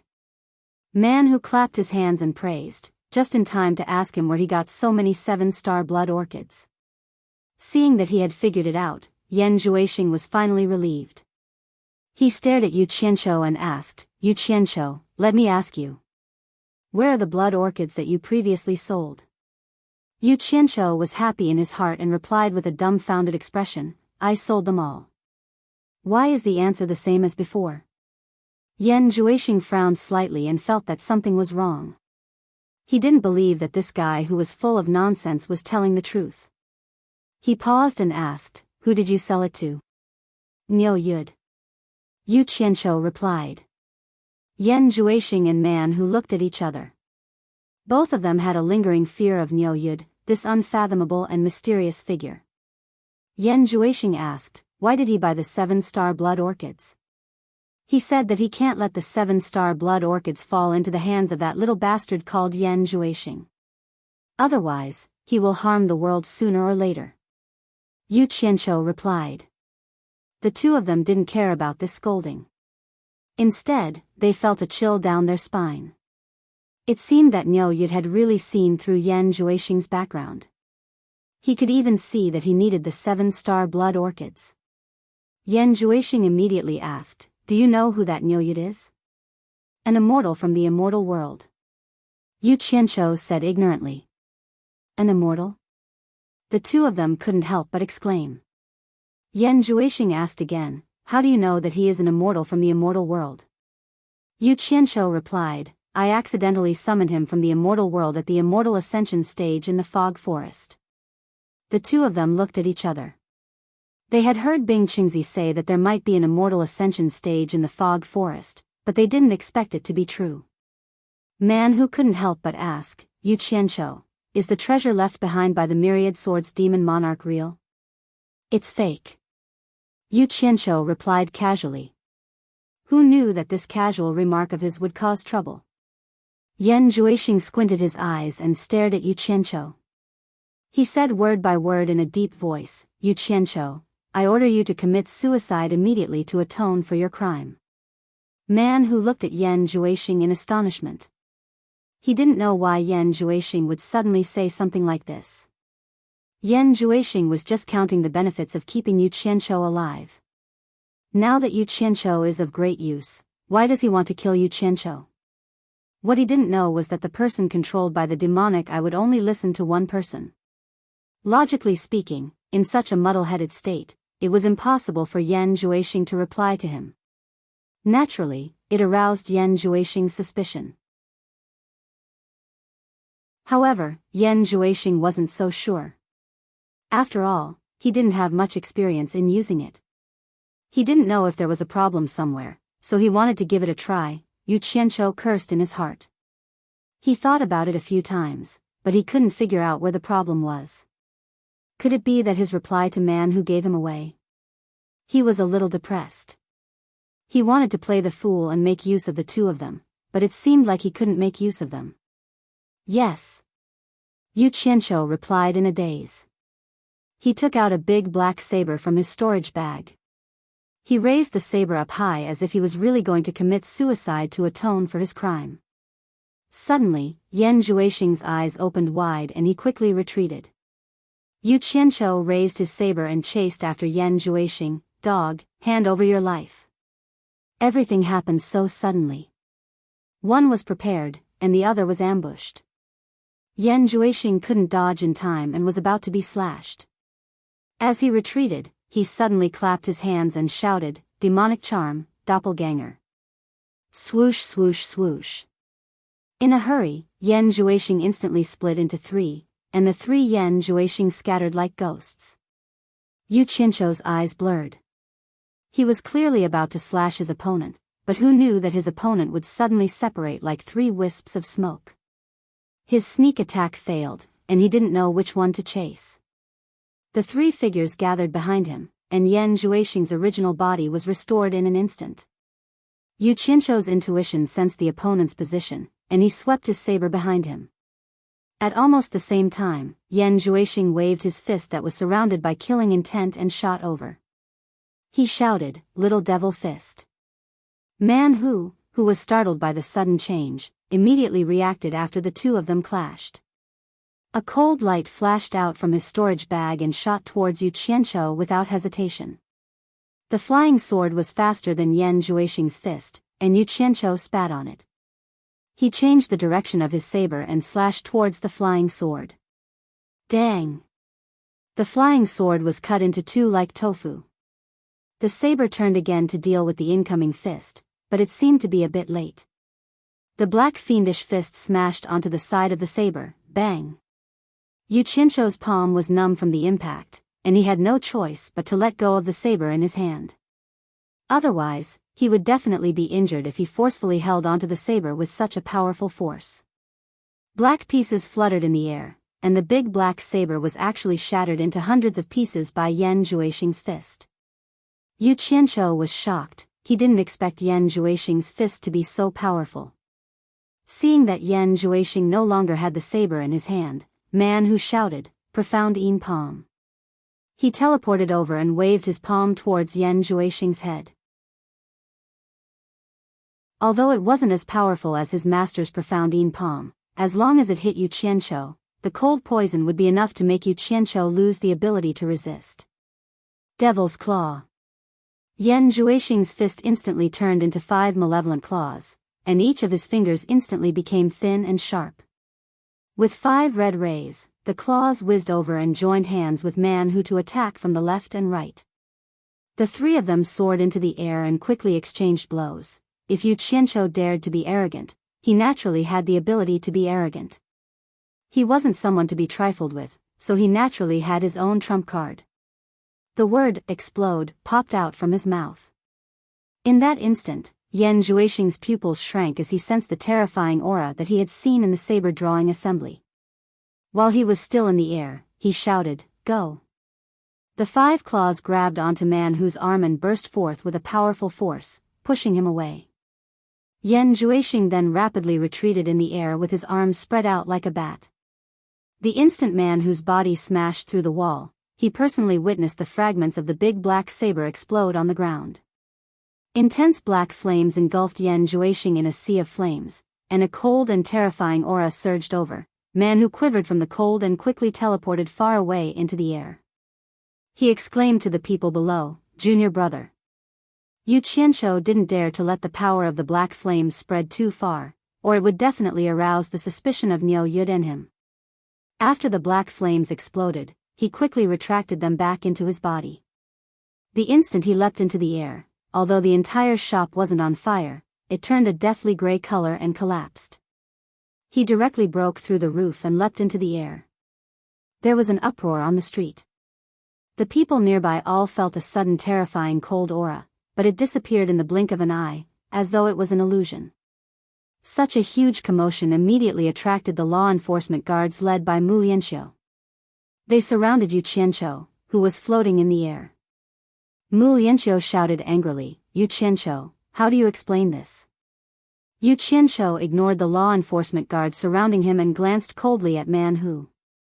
Then, he looked around and gathered his quintessential essence to speak loudly, "Yan Zhuixing, I know you are fine. Why are you hiding? Everyone didn't go all out just now. If you have the ability, come out and fight again. Let me have a taste of your demonic technique." His voice resounded in the surroundings. There was no reaction from Yan Zhuixing, but more and more spectators gathered on the ground. Seeing how condescending he was, Mu Lianxiu immediately said furiously, "Yu Qianzhou, what do you think the World Chamber of Commerce is? It's none of your business. If you don't want to die, then get out of my way. Yu Qianqiu didn't even look at him. He shook his sleeves, and green lights flashed out from his sleeves like floating clouds and flowing water.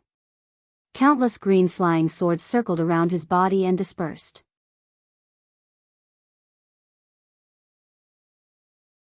Chapter 647.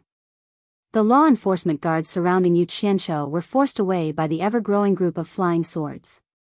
Mu Lianqiu's expression was gloomy, and he wished for nothing more than to take down Yu Qianqiu on the spot. However, he knew clearly in his heart that the targets of law enforcement and punishment didn't include people with deep backgrounds like Yu Qianqiu. It was fine to frighten ordinary cultivators, but once he acted rashly, the consequences weren't something he could bear. There were some things that everyone was well aware of, and it was important to give each other face. However, people like Yu Qianqiu did not follow common sense at all. He caused trouble again and again, treating cornucopia's rules like bullsh*t. The strict image that Mu Lianqiu had painstakingly built up for the world commerce was destroyed in one day. He unscrupulously tore down the shameful cover of strict law enforcement, allowing everyone to see the ugly face behind it. What rules? They were just bullying the weak. When encountering a powerful person, they immediately revealed their true colors. Yu Qianqiu had always scoffed at this broken rule, let alone now. A total of 2,000 green flying swords hovered in the air. The scene was truly spectacular. No one present had seen a person controlling so many flying swords at the same time. They were all dumbfounded and sighed inwardly. The number one expert below the soul formation stage was indeed not just for show. Actually, this was not the upper limit of what Yu Qianqiu could control. He had tried it at the Immortal Ascension platform. With his current early-stage tribulation passing cultivation, he could control 3,000 flying swords at the same time. However, it seemed that it was not stable to control it in a fight. He could only control 2,000 flying swords with ease. The brilliant green flying swords hovered in the air, forming a huge green halo. Yu Qianqiu stood in the center with a murderous aura as he swept his gaze around. He was really angry. His robe swelled up without any wind and fluttered in the wind. He did not restrain his murderous aura at all. He had almost died today. Yan Zhuixing's demonic technique was a great taboo to him. If he did not get rid of him before he matured, Yu Qianqiu would not be able to eat or sleep in peace. The enmity between the two sides was very difficult to reconcile. Sooner or later, they would have to fight to the death. If he was allowed to grow, it was needless to say who would be the unlucky one. What made Yu Qianqiu the most unwilling was that the 7 pots of blood orchids were very likely to be of great benefit to Yan Zhuixing's demonic arts, yet he had to personally give them to him. Inside the Onyx Palace, a black light flashed and turned into the cold and noble Lady Blackpool. However, there was an irrepressible anger in that noble temperament. Even though she was suppressing it, others could still see that she was in a bad mood. Dragging her long skirt, she climbed up to the back seat in the middle of the hall. Her phoenix eyes glanced at the maids on both sides who didn't dare to come close, and she knew that she was a little angry.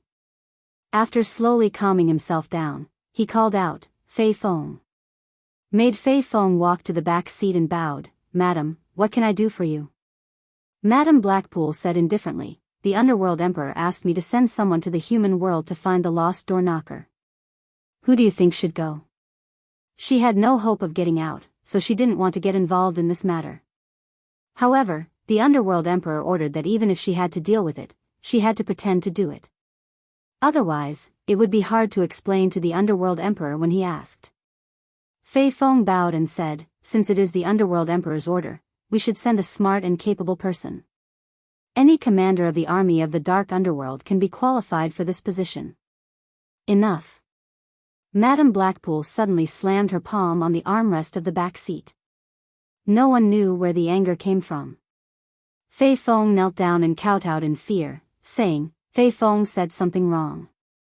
Please forgive me, madam." Madame Blackpool was about to say something disrespectful, but she forcefully suppressed it. She looked around, wondering if there were spies of the Underworld Palace here. She put on a smile and said, "You didn't say anything wrong. But the army of the dark underworld is responsible for suppressing the riots and maintaining the stability of the underworld. It can't be mobilized easily. Otherwise, if something unexpected happens, I can't explain to the underworld emperor." "Yes, yes, yes. I didn't consider it thoroughly," Fei Fong said while kowtowing. But she murmured in her mind that there were tens of thousands of commanders in the army of the dark underworld. What could mobilizing one commander do? Madame Blackpool said with a smile, "Moreover, it is not necessary to mobilize a commander in the human world." "Where is Lu Mei?" "I haven't seen him for a long time." Lu Mei offended Madame last time and was sent to prison by Madame, Fei Fong reminded her carefully. It is just a small matter. He has been punished. Let him out." Madame Blackpool waved her hand and said, "Tell him to come see me as soon as possible." Fei Fong took the order and left. Soon, she came back with a tall and thin man with green eyebrows and a pale face. As soon as the man stepped into the palace gate, he ran to the back of the palace and kneeled down, crying, "Madam, your servant knows his sin, your servant knows his sin, your servant should not have made Madam unhappy." His voice was sharp and shrill, there was a hint of an eunuch's voice. "All right. Don't cry. I forgive you. Come here." Madame Blackpool waved her hand with a smile. Lu Mei immediately crawled to the back seat. He hugged her legs and massaged them gently. He looked up at her and smiled through his tears. "Madam, thank you for your forgiveness. Madam, you don't know. I feel worse than death if I don't see you for a day. If you punish me again, please don't put me in prison again. I can't bear the pain of not seeing you. I would rather die at your feet." Madame Blackpool was amused by him and laughed. The haze in her heart disappeared. She then nodded and smiled, "I understand your loyalty. That is why I have a good task for you to do as a reward for your loyalty. No, I am not going anywhere. I would rather die than leave Madam." Lu Mei hugged Madame Blackpool's legs and refused to let go. Madame Blackpool's phoenix eyes immediately turned cold. She said indifferently, "You dare to disobey me?" Lu Mei was startled. He let go of her legs and kowtowed repeatedly, "Madam, if you have any orders, just let me know. I will die 10,000 times for you." Flattery sounded nice, but it was impossible for him not to be afraid of death.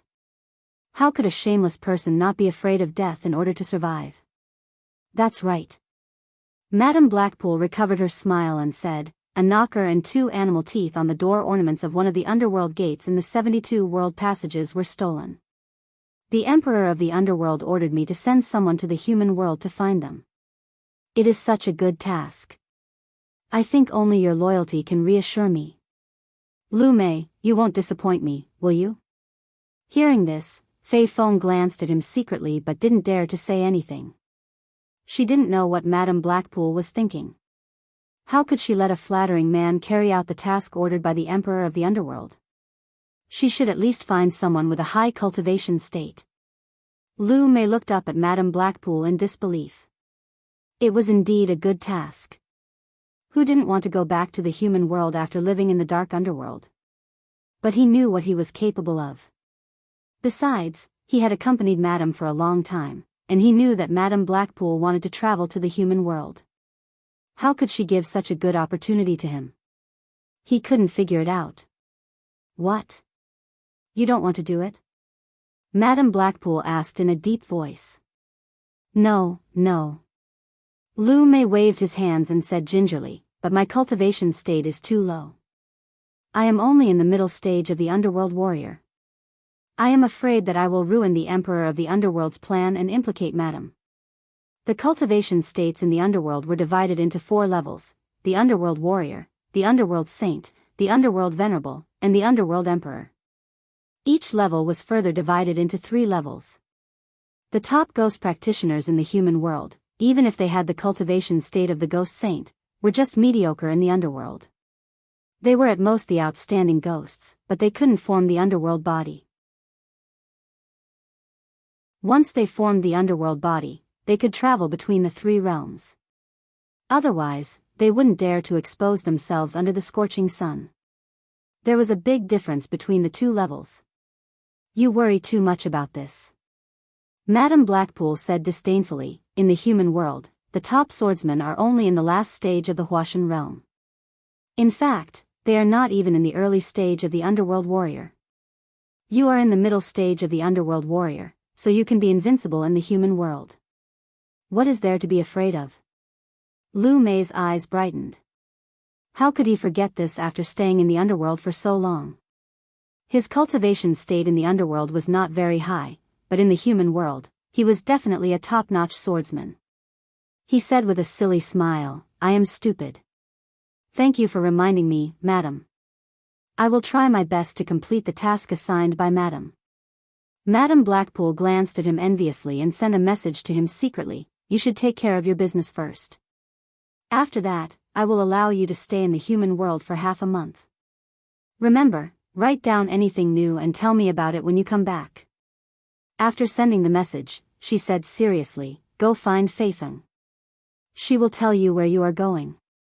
After receiving the secret decree, Lu Mei kowtowed with a smile and said, I will try my best to complete the task assigned by madam. Then he left. In the hall of the Ghost King in the Chilly Wind Valley, Yu Ji and the others still had not figured out what happened in the 9th Netherworld cave last time. Seeing that there was no negative reaction after the incident, they gradually forgot about it. But they still had some doubts. But just as the ghost generals gathered to discuss the matter, outside the Ghost King Hall, a fierce wind suddenly blew violently again, causing the outside world to darken. Everyone was shocked. Yu Ji dashed out first and led a group of ghost generals to the outside of the 9th Netherworld cave again. However, just as everyone arrived, the violent and angry winds suddenly returned to normal, causing the group of people to scratch their heads in confusion. In the deepest part of the 9th Netherworld cave, behind the 1-meter-wide Netherworld gate, a green light flashed. Lu Mei suddenly appeared and looked around. After the Netherworld gate behind him closed slowly, he turned around and stared at the place where one of the knockers was missing. He laughed in a high-pitched voice, how dare you? It seems that the cultivators in the human world are tired of living. How dare you steal the thing on the Netherworld gate? Today, I will let you know my power when I come to the human world. Not only did he know how to flatter and boast, but he also had a serious and responsible attitude when doing things. Otherwise, he would not be able to survive under Madame Blackpool's feet until now. Starting from the Netherworld gate, he looked for clues of the theft bit by bit. However, he did not find anything special until he passed through the Netherworld Fire Sea and landed at the entrance of the cave. He was attracted by some words on the cave wall. You're tuning into the Journey of the Soul YouTube channel. Don't forget to subscribe and join us on this journey to catch the most captivating stories.